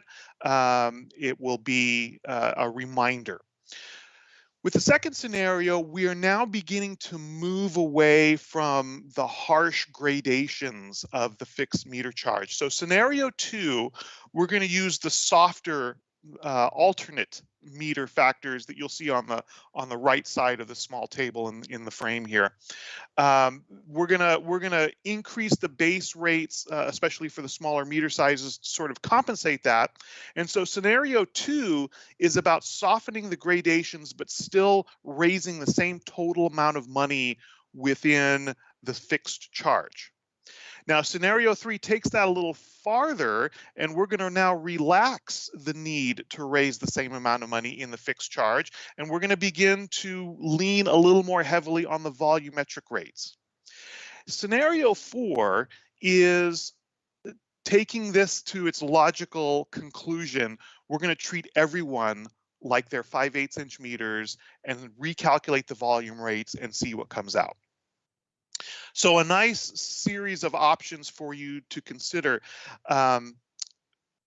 We are not equally enthusiastic about all of these options, and we're happy to provide guidance in that area. The arrangement of these scenarios from 1, 2, 3, 4 are not about our recommendation. They are about how similar they are to the original recommendation, and so we're trying to move in a continuum. But I will explain more about how they fit into our recommendations as we go. Okay, so scenario 1 is the original recommendation that we shared with you last time we were together, and this is what caused the problem. The base charges and how they differ so tremendously by meter size. Now, there's no new information here, but what I want to remind you about is that the base charge is not the only moving part in these rate schedules. The tier thresholds are also an important part, and the tier thresholds are tied to whatever effective flow factor you're using. So when we begin to play with the alternate flow factors, these thresholds will be changed as well, and so we'll show you what effect that has. But just in this first example with the first scenario, these are some sample bills at different levels of consumption: 6 units, 15 units, and 21 units. You have this is no surprise. This is essentially the results of what you saw last time, and it's the big step from the small meter to the large meter that we're trying to get away from. So now let's do something new. Scenario 2 is we're rebalancing the fixed charge. So the base rate for 5/8 inch meters goes up, and the tier thresholds change to match the new effective flow factor. You'll also notice that the rates for the volume are different. They're not the same, and they are a little lower than they were for scenario 1. Now, so I've answered, I got this question before, and so I want to anticipate it. If we're keeping all of the revenue constant between the fixed and variable charges, well, why is the volume charge changing? And the reason is these change to the thresholds. Once you begin to have lower flow factors for the larger meters, they begin to pay for water earlier. They begin to get into higher tiers earlier. And so these larger meters are going to be paying for more water, more units of water. And so to keep the revenue constant on the volume side, the rates had to be adjusted. So here are some examples, some bill examples of the second scenario. As you can see, much less difference from the 5/8 inch to the 1.5 inch. They're not a lot of 1.5 inch out there, only 4 accounts, but much different behavior. Well, likewise with the third scenario, we are again using these alternate flow factors, but we're not adjusting the base rate upward for the 5/8 inch meter this time. This time we're keeping the base rate the way it is in the first recommendation, and we are adjusting, we're making the rest of the base rates proportionate to the flow factor, which means they're lower than in scenario 2, which means the volume rates have to be higher. Hence the phrase push to volume. We're relying a little more on the volume rates to generate revenue. And so here you have in the billing examples, at higher volumes, a higher usage, we have more of an impact. And if you're thinking, gosh, it sure would be helpful to see some of these comparisons side by side, we have you covered a little later in the presentation. Now here's scenario 4. So scenario 4 in some ways is kind of the logical extension of what we're doing here. And that is, let's just say we're going to treat all single family residences the same base rate the same flow factor, the same volumetric thresholds. That leads to a certain set of volume rates, a little bit higher, to recover the revenue. But if you were to ask me, if you were to say, okay, scenario one, the original recommendation, we don't like it, we don't want to do it. What is your next best recommendation? I would say my next best recommendation is scenario 4, the one we're looking at. Tigard would not be the first city to make the decision to treat all residential customers the same. And so there is precedent for this. And it also has the side benefit of making the whole fire suppression issue go away. Because once you've made the decision to treat all your residents as the same, the whole fire suppression thing just disappears. So everybody's paying the same base rate, everyone has the same tier thresholds, and as a result, all the meter sizes pay the exact same amount for different levels of consumption. Okay, so let's put some of these side by side. For the top panel here is the low bill, and so you'll see that in scenario 4, all the different meter sizes are paying the same. In scenario 1, vastly different based upon meter size. This lower panel is the high bill, the 21 units of consumption. Again, scenario 4, everybody pays the same, very large difference in scenario number 1. You can see when the scenario number 3, we're calling push to volume, in a high volume situation, yeah, they're paying quite a bit.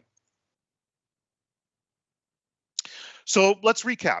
Let's jump up to 10,000 feet and talk about kind of all the rate design things that we have touched between the last 2 meetings that we've been together.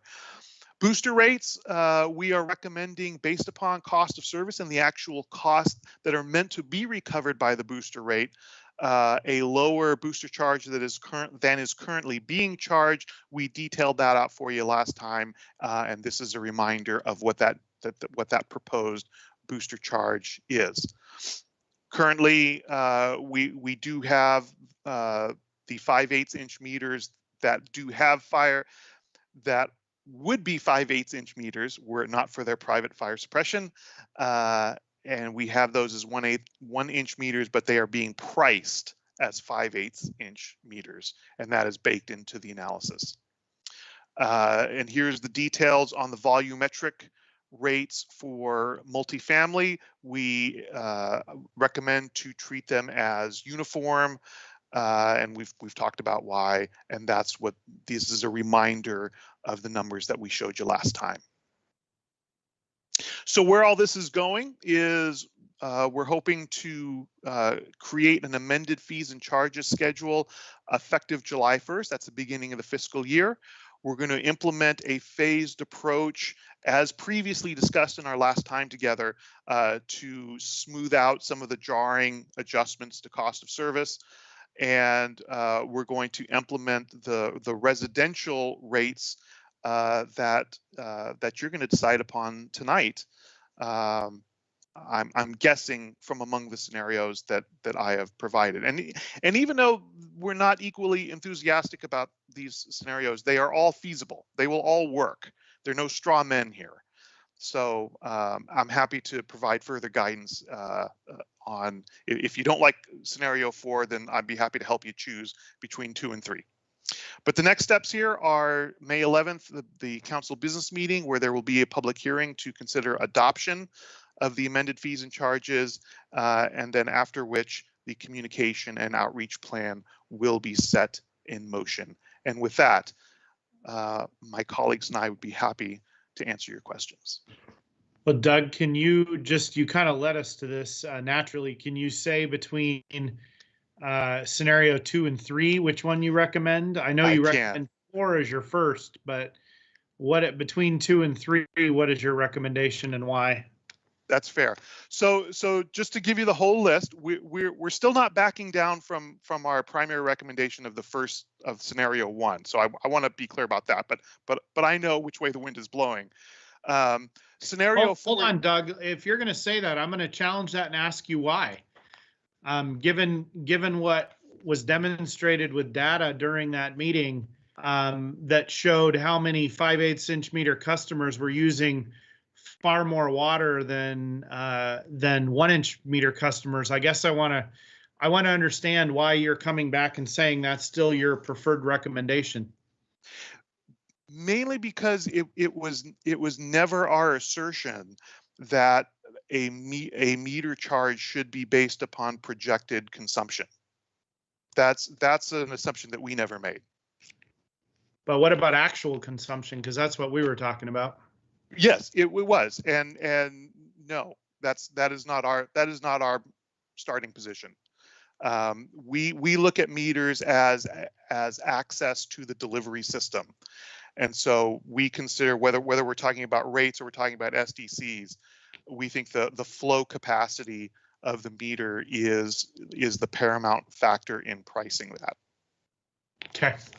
Well, obviously we have a fundamental disagreement about that, and that's okay because we'll move on and work through this. But I needed to understand why being presented with data to me that is sort of flies in the face of your recommendation, why that still would be your recommended scenario. But I understand. You just have I think there's a fundamental difference in philosophy around, access versus reality.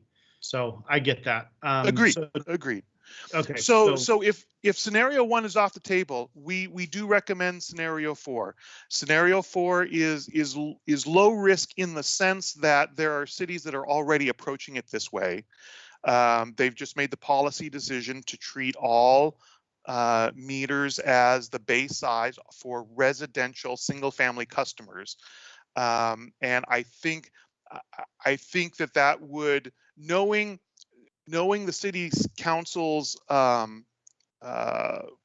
understanding of equity, I think this gets you to where you want to go, because everybody has the same fixed charge, everybody has the same thresholds for the volumetric rates, and so everybody pays for what they use. Nobody gets more free water than anyone else, so it's fair in that sense.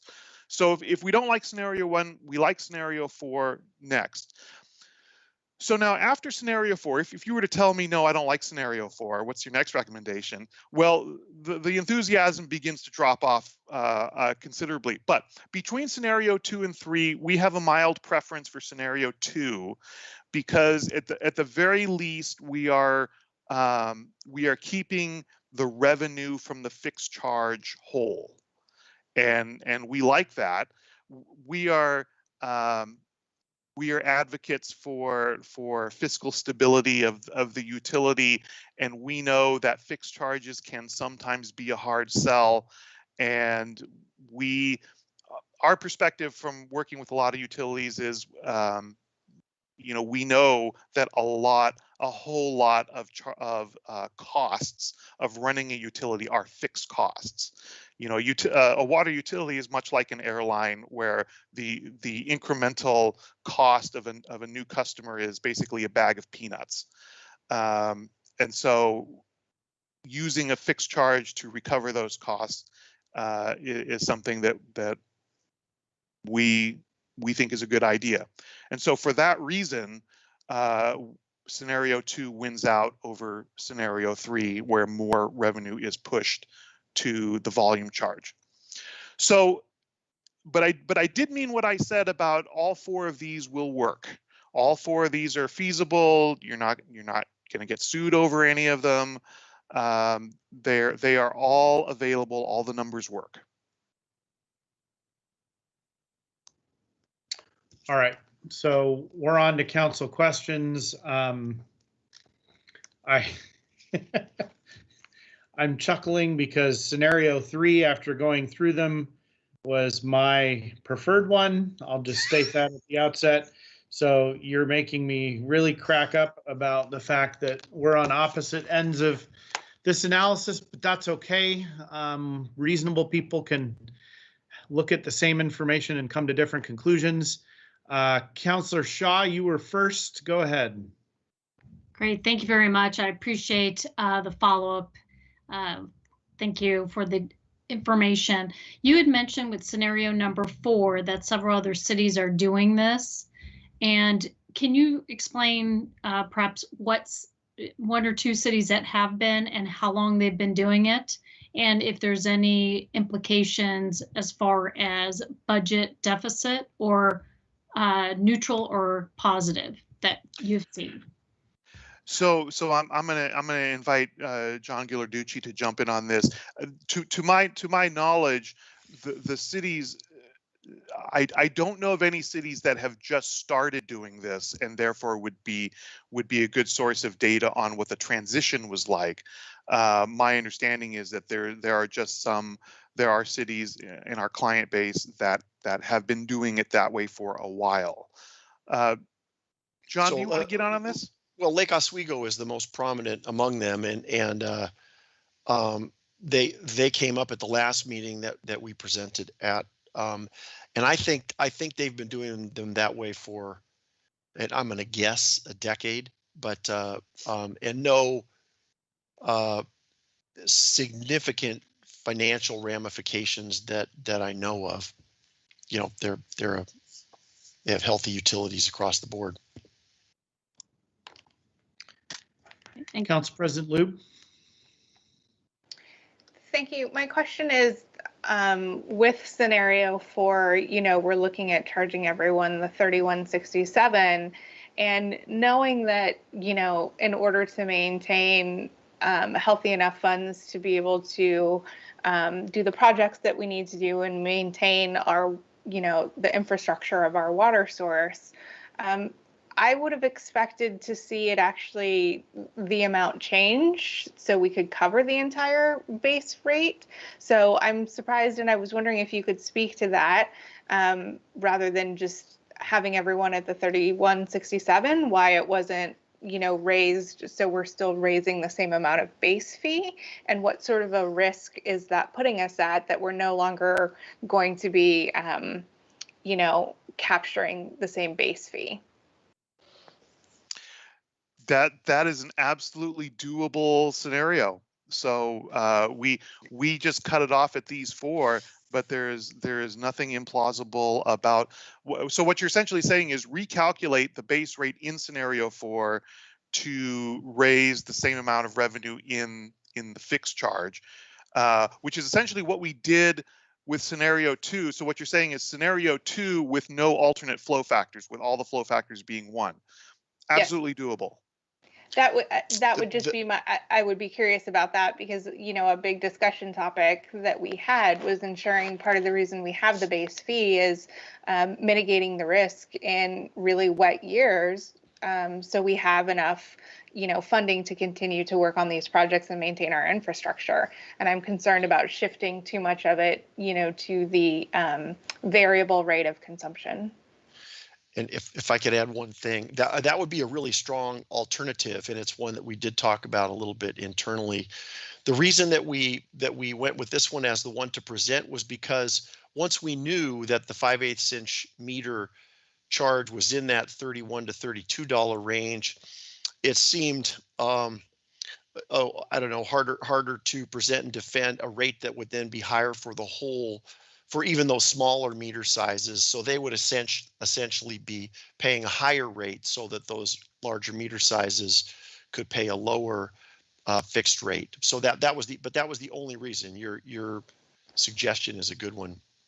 And then if I could follow up a question for John Goodrich, is this something that you're comfortable with the base rate being at $31.65 and the other, you know, funding that we would secure through the base charge being transferred to variable consumption? Yeah, thank you for the question. So back in 2010, we looked at these types of scenarios. And at the time, we were a very young utility. We were getting ready to borrow a very large amount of money during a time period that was very difficult to borrow money through revenue bonds. And so the scenario 4 was kind of taken off the table for us because we weren't you know, we didn't feel that we would have a strong position. However, that was, you know, 10 years ago that all took place. The utility is much stronger position today. We have a very strong fund reserve balance, and so it's a little more comfortable. The thing about scenario 4 is that, you know, we have our largest rate customer base is the 5/8 meter customer.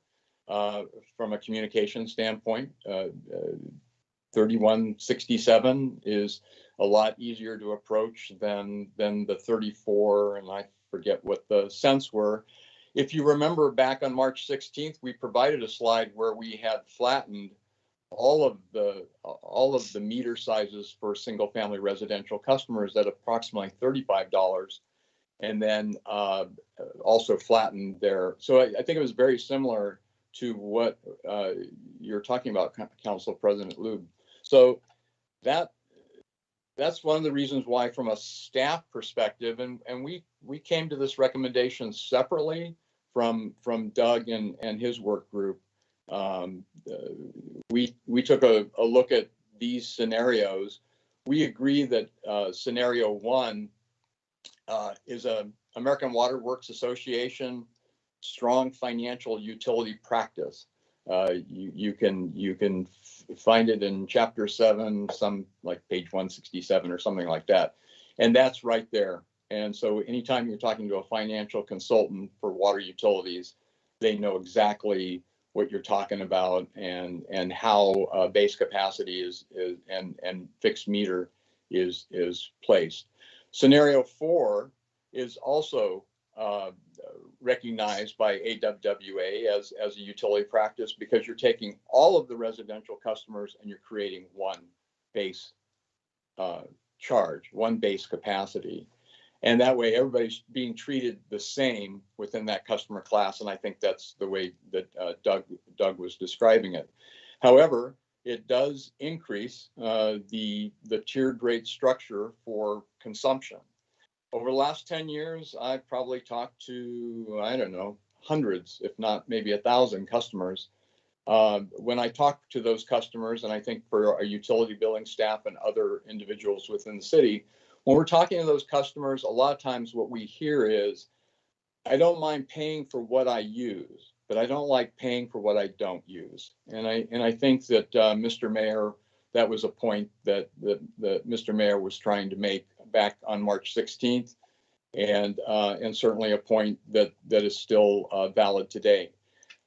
Yes, I agree. And so scenario 4 or option 4 just makes the whole communication for single family residential customers, which is our largest class, it just makes it easier for our staff to comprehend. It makes it easier for our customers to understand. And then it also, from a management standpoint of having to track data on individual customers who have fire suppression, the ease of us making a mistake, that we miss a customer, all of those things combined kind of pointed us in this direction and said, well, if we're going to do something that's bold in backing away from the model that we've been using previously, maybe this bold step just flattens everything, and all single family residential customers just feel that they're treated the same. But as you saw, it does slightly increase for large water users. It's going to increase their costs, but they have control of that. Yeah, I don't think that's I'm not sure that's a bad thing. I think that, you know, dictates the behavior, right? If you want to change the behavior, then that's them paying for what they're using. Thank you for your opinion, Mr. Goodrich. So, and I just wanted to add, Councilor Newton back on March 16th had brought up water conservation. This scenario is a very strong on water conservation. We looked at all 4 options. All 4 of them have a strong water conservation message because all of them still support a tiered rate structure for single-family residential customers, and they have very much control over the amount of water that they use, especially during peak periods. And so this supports a very strong conservation message. And I think that's something that perhaps will resonate with our customers. It's certainly a story that we can tell in a way that seems sustainable, and understanding that we want people to use water wisely. We work very hard to make sure they have adequate supply, not just for their domestic needs, but also for businesses and schools, for fire protection, for emergencies. All of those things combined is why we're all here in the water utility and trying to do the work that we're doing. And so I think this particular scenario helps to support that. And we're prepared to help council message that.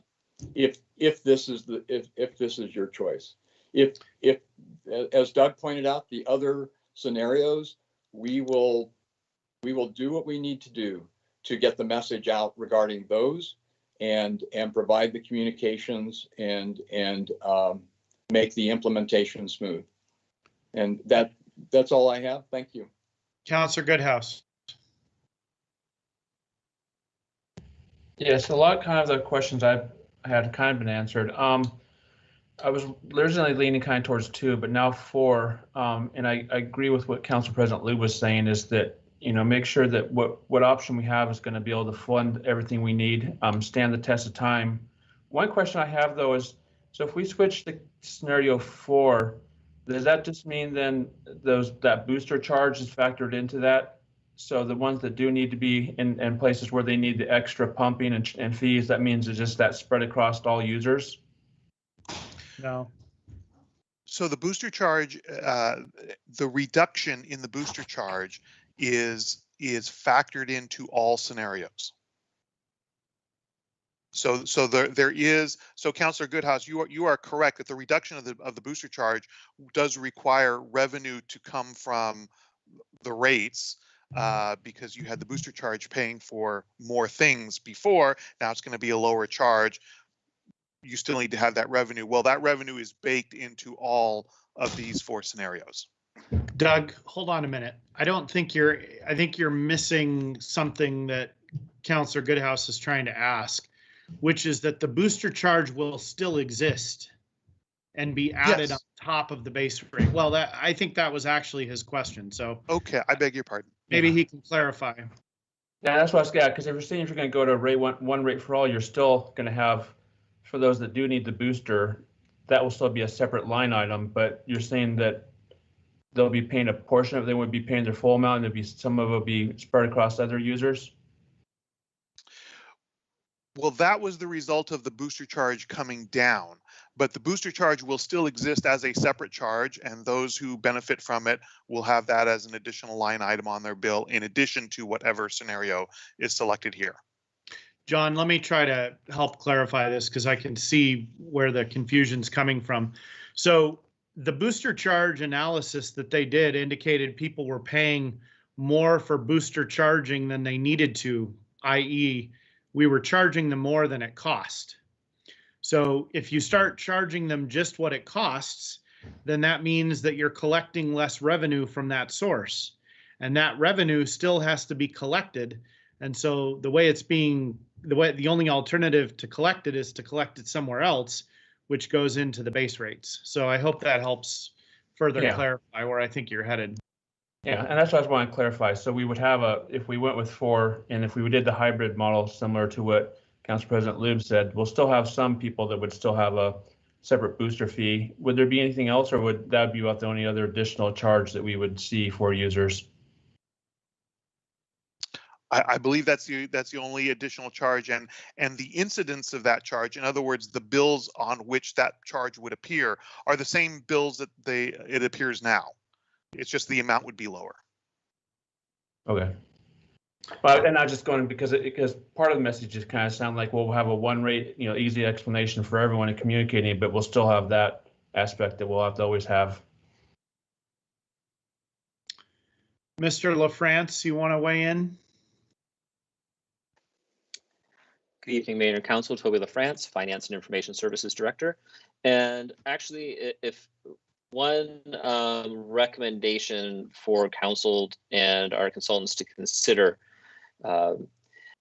if as a city we choose to go with option number 4, where I thought Councillor Goodhouse might have been going is that the booster fee is based upon meter size and is variable by meter size.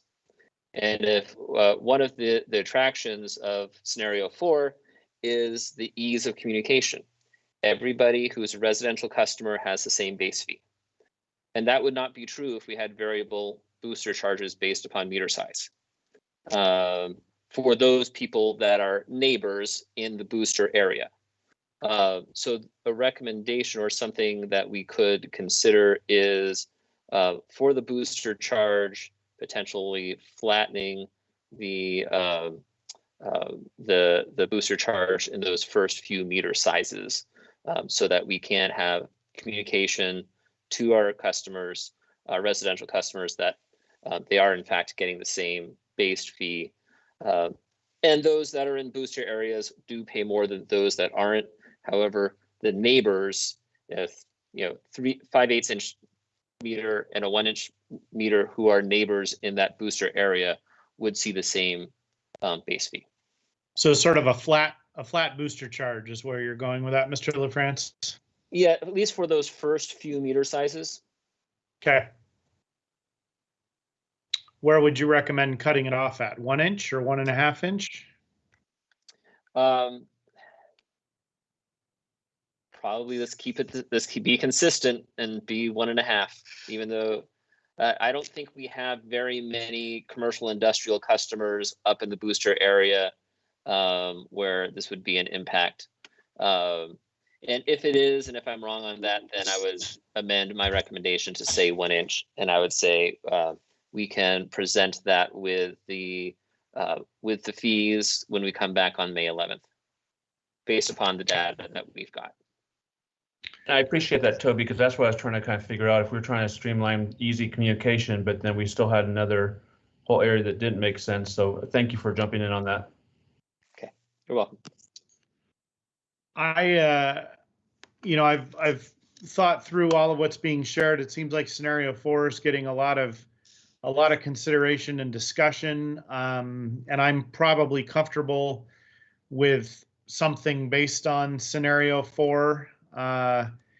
I do want to point out, I guess, that scenario 2 and 3 both do recognize the fact that, people with 1 inch meters do receive and do need somewhat more sort of capital investment or capacity for them. And it's recognizing that the scenario recognizes that and makes them pay for it, but more realistic to what's actually happening versus the theoretical capacity limits of their system. And so I guess before we just completely abandon the scenario 2 and 3, I just want to make sure that everybody's comfortable with the idea that we're going completely away from that, because I'm not sure I thought that was just a terrible concept. I just think the way we had it implemented was problematic, and was suggesting that we try to correct that to some extent, but not necessarily to eliminate it entirely. So I just throw that out there more to be thought-provoking for others. Councillor Newton, did you intend to raise your hand? I did, and Mr. Mayor, you're reading my mind, because I had the same thought about 2 and 3. I am concerned about the fixed cost, and there is more fixed costs for those systems, whatever you want to call them. I do like the idea of pushing to volume. I think doing a simple to encourage people to conserve water and have that tier 1 be fairly reasonable, and then, have it increase as people use more water. But the reason I haven't raised my hand is because I was having the same thoughts you just raised, Mr. Mayor. I initially thought I kind of liked number 3 because it said push to volume, which I thought was a good idea. And I thought recognizing the difference between 5/8, 3/4, and 1 and 1.5 and the infrastructure, you know, is an important thing to consider. It may look differently in implementation, but I agree with you that that is a factor. So. Thank you, Councilor. Yeah. Oh, there was some feedback. Yeah, that's where I was kind of looking at too. One question I have about 3 with push to flow, is that reliant based on flow? I know that last time we were talking about this, we said if we went more off flow, that how could that play out in a scenario where if things really changed in 10 years, could that put us in a situation where we're trying to base it more off of flow and we don't have the flow? Does that mean we would have less money coming in for the system and for our improvements? Because that's my one worry, is if we do something based on flow, then we could get ourselves in trouble. So that's why I like 2 more, and I can go between 2 and 4. I mean, there may be a professional answer to that, but I guess I would point out that if we got into a situation where our push to flow caused people to use so much less water, which is essentially what you're meaning, then we wouldn't need to build as big a capital projects in the future. Which is part of what we charge the base charge for. So I'm not sure I view that as like a completely risky scenario. And frankly, I'm not sure we're going to realistically see, you know, conservation like that in reality, but maybe the professionals want to provide more clarity and thought on that as well. Thank you, Mayor. So as part of our due diligence and frankly our own curiosity, we analyzed the split in revenue between fixed and variable between these 4 scenarios. So as a reminder, scenarios 1 and 2 both hold fixed revenue constant. Even though scenario 2 needed some rejiggering of the volume rates, that was because of thresholds. But scenarios 1 and 2 have the highest level of fixed revenue.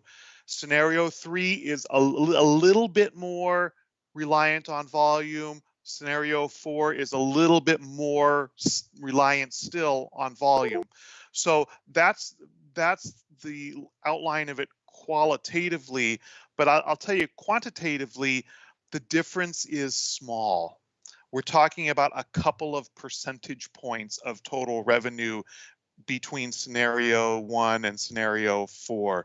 So the difference is not great, and I don't think it would harm your ability to get financing, for example. If it's that small of a difference, I'm not sure we should be making our decisions based on that. Agreed. Agreed. Okay. All right. So I guess after going through all of that and hearing what Councillor Newton said, I'm going to propose that we, and this is just to provoke discussion, I'm going to propose that we move forward with scenario 3. It promotes conservation. It has almost the same amount of base or fixed charge to it. It sounds like there's a relatively small percentage difference there. I think it sends the right signals. It also recognizes that that people with larger meters do require somewhat additional capital investment, and therefore they're paying for that in higher fixed rates. And let's discuss this. What do people think about that proposal?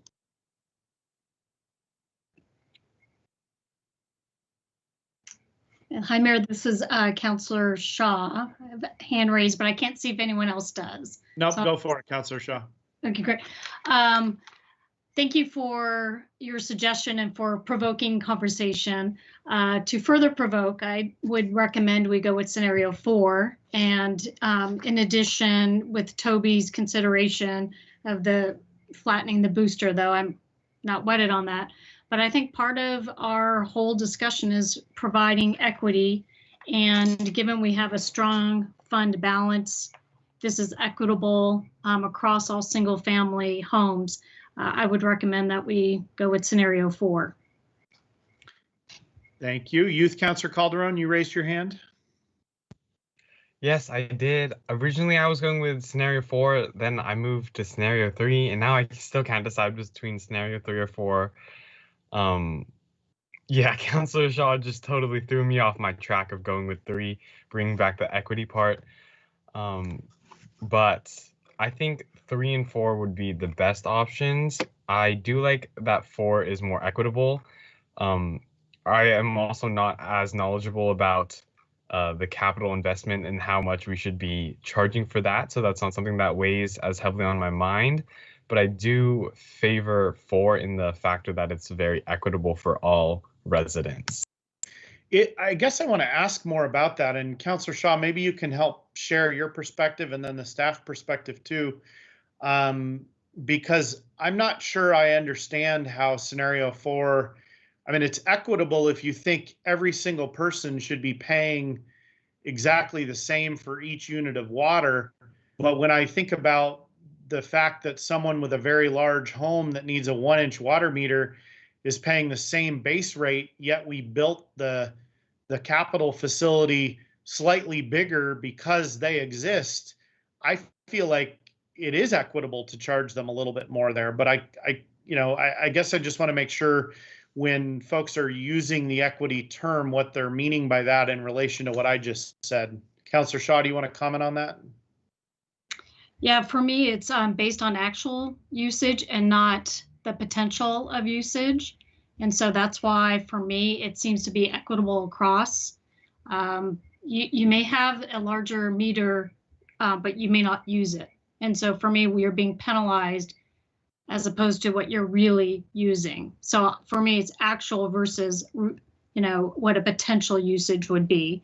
And I think it's answers a lot of the questions. If we all are operating from the same baseline, it helps with communication to single family residences.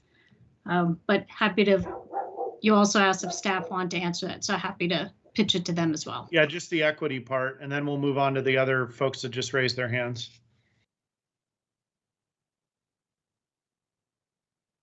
If there's this, is there any staff that believes scenario 4 is the most equitable or is most consistent with our equity goals? I thought I heard that mentioned by staff, but maybe I'm missing the boat on that. I can add a point, John, if you, Sure. So yeah, and I think, of course, everybody has a different definition of equity, but I think that what we like about scenario 4 is that, yeah, you don't make it up in the fixed charge, but they're subject to the same low thresholds for when those rates go up as they use more. So I think your data showed that a person with a 1.5-inch meter or a 1-inch meter will use more water. You're going to be making up that revenue from the usage charges instead of the fixed charges, and it is thereby a fair rate structure. Those who are using the more water are paying substantially more because they hit that highest rate earlier in the tier structure. That's a great point. Thank you for clarifying that, because I think that kind of resolves my sort of concerns about scenario 4. Councilor Goodhouse. And I have 2 comments to kind of jump on the equitable. The other thing I thought about too was that, there's come up in discussions that someone may be in a home that's got a bigger size meter and it can produce a lot more water. But what about like the age in place, where maybe they've been in a home and then the family moves out and they're getting to the stage where they're more on a fixed income. If there's something where we have that base rate and not low water use, I think that would be another equitable situation where you have someone that stays in the home, but you hear about people all the time being priced out of their homes or being priced out with water and property taxes and things. So someone that's going to use the water, they'll pay for the system like it was just mentioned. But I think that if we have that flat amount, people can age in their home more, or might be equitable more in that manner. And I just say scenario 4 as well, because I think that the biggest problem we keep running into is if we keep dancing back and forth with numbers and ways, one person's going to say, well, I'm paying too much, and another person's saying too less. And we're going to get those scenarios of the public still being confused and still coming to us, well, you guys made a change, but now why am I paying more or why am I paying less, as opposed to everything being in the same way? I think just might be easier going on through the next decade with staff, and also if we're LOT and Lake Oswego is doing the same thing, it almost makes sense that we match up with what our water partner is doing. Councillor Newton, can you live with scenario 4 and fixing the booster charge at a single rate for up through the 1.5-inch meter? I can live with that, but I just wanted to point out one thing, why scenario 3. So I'm looking, if I have a 5/8 meter, I go to tier 2 at 6, I go to tier 3 at 15, and I'm looking at the rates I'm paying, 429, 626, and 717. Then I go to scenario 4, and the tiers change at the same place, and my rates are higher. So that felt inequitable to me. That felt like if I'm lower income, and I'm going to be having a 5/8 meter, and I'm going to be paying more for water. So for the water I use, I'm not paying more for so that's one of the things that concern me. I can live with scenario 4. I think it's a lot easier to administer. It's a lot clearer.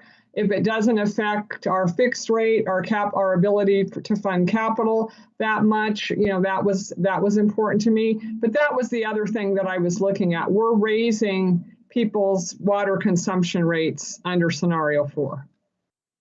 So Thank you. Walking in to this conversation and reading through the scenarios beforehand, I also favored scenario 3. So it was interesting to hear that it was, probably the one least recommended here. But 4 is going to be the easiest discussion topic. And I would actually say, when we're talking about equitable, I think it's more, this scenario specifically is an equality where each individual group or people are given the same resources or opportunities, rather than equitable, which is realizing people in different circumstances, need different allocations. So I think we should be just fine-tuning the verbiage here that this is equality. Scenario 4 would be equality.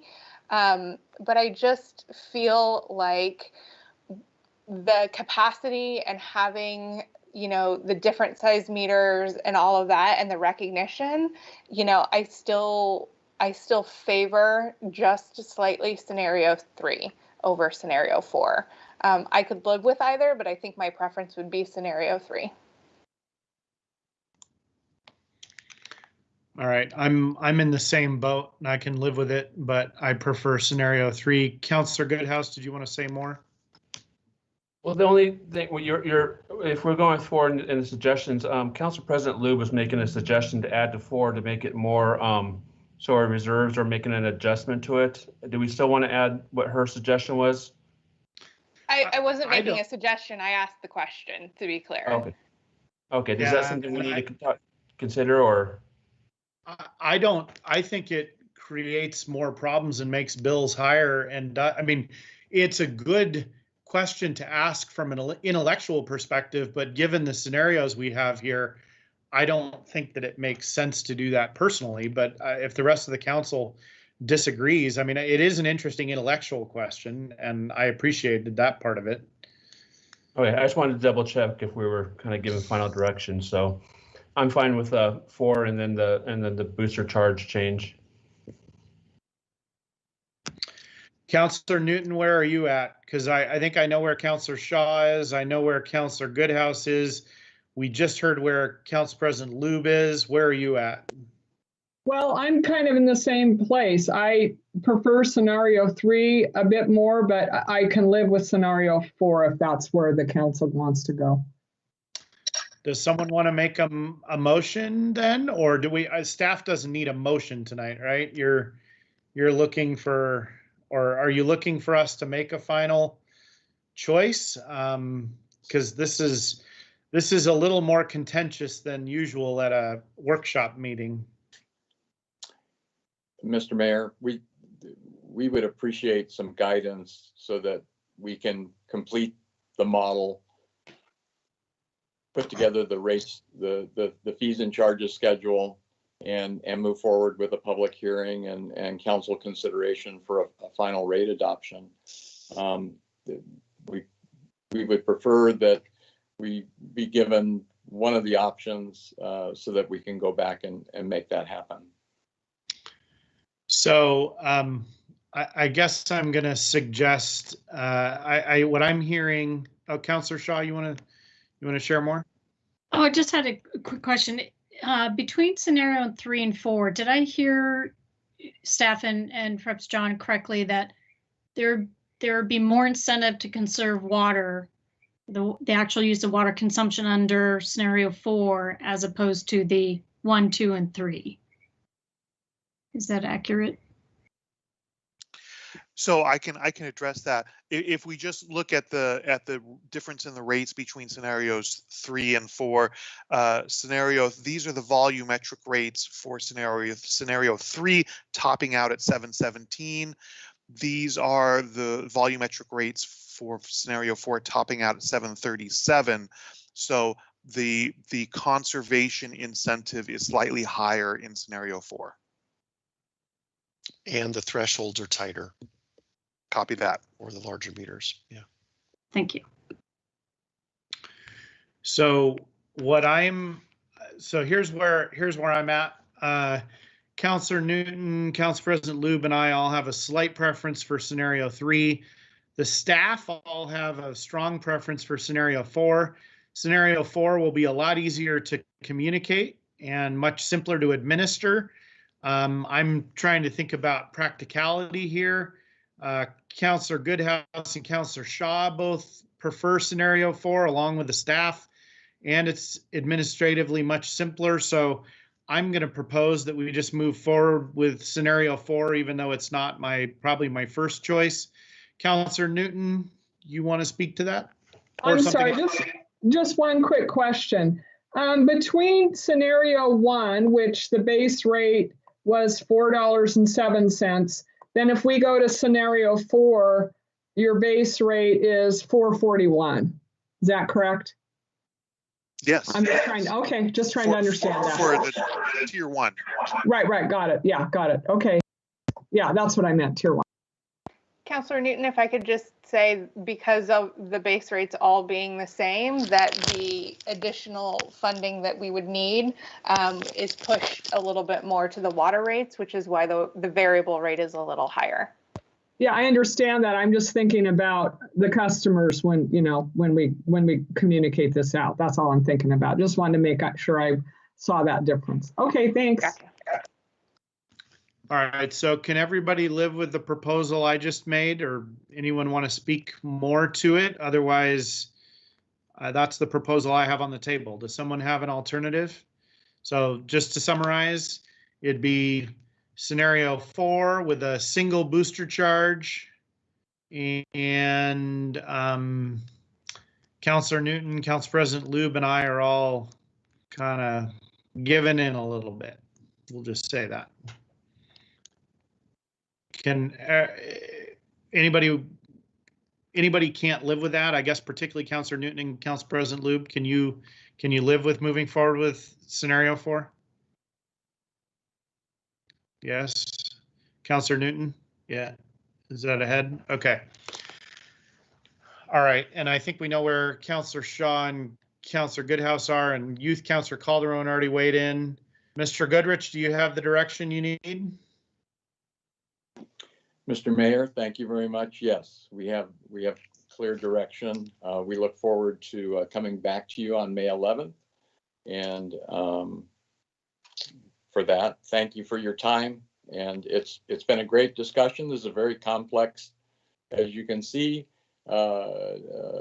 Youth Councillor Calderon is learning a lot about water fees, rates, and charges. And so hopefully he's paying attention.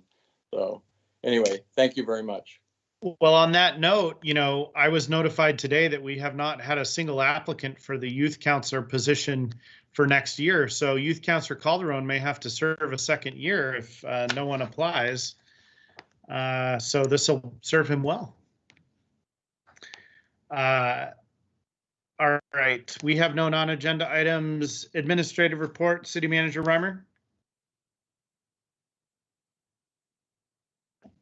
Thank you, Mayor. Well, good evening, Mayor, councilors, and my teammates and community members that are on. First, just I want to say, We'll give him a moment to reconnect.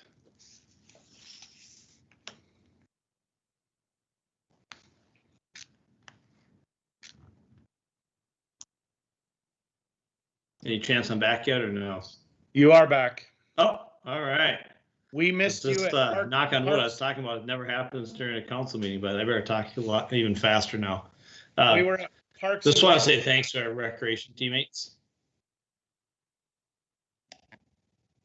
Am I here, Mayor? You are. All right. Just thanks to our recreation teammates for all their efforts in the response by our community with the recreation programs that we've put in place. We've put in a lot of safety measures, and they've really led the way for our organization. The library is modeling some of our plans there off of what the recreation team did. So thanks to all of them. Just a few notes on COVID. As many of you may have heard, as of April 23rd, we will be moving back to the high from moderate. And so unfortunately, we still remain in the midst of the pandemic, and we need to continue our social distancing, wearing masks, getting the vaccinations, which now anyone over the age of 16 as of yesterday are eligible for the vaccination. So we just continue to encourage our entire community to do that. Just a few other updates. A reminder that this Saturday is the first of the budget committee meetings. And so we're looking forward to discussing the proposed budget for all of you and with the budget committee members. And a few other things with the Community Development Department. Thanks again to the mayor for kicking off our Tigard Gold, our government organizing and leadership development cohort that started last week. Thanks for your opening remarks there. We also have our open public comments for the Washington Square Regional Center online at this point. And so we just encourage people to go to our Engage Tigard page to share their comments in that area. And also yesterday, the Planning Commission discussed River Terrace and our housing needs analysis. And so next week we'll be bringing an update to all of you to share where we're at with that process. And that concludes my remarks for the evening. And I hope everyone has a great night. Thank you. Thank you, City Manager. We have no executive sessions scheduled. Is there a motion for adjournment? I'll move to it. Go ahead, Councilor Shaw. I move to adjourn. I'll second the motion. Okay, it's been moved and seconded. City Recorder, roll call vote, please. Councillor Newton, Yes. Council President Lube, Yes. Councillor Shaw, Yes. Mayor Snyder, Yes. Councillor Goodhouse. Yes. All right, we are adjourned. Good night, Tigard. Night, everybody. Good night, Tigard. Good night.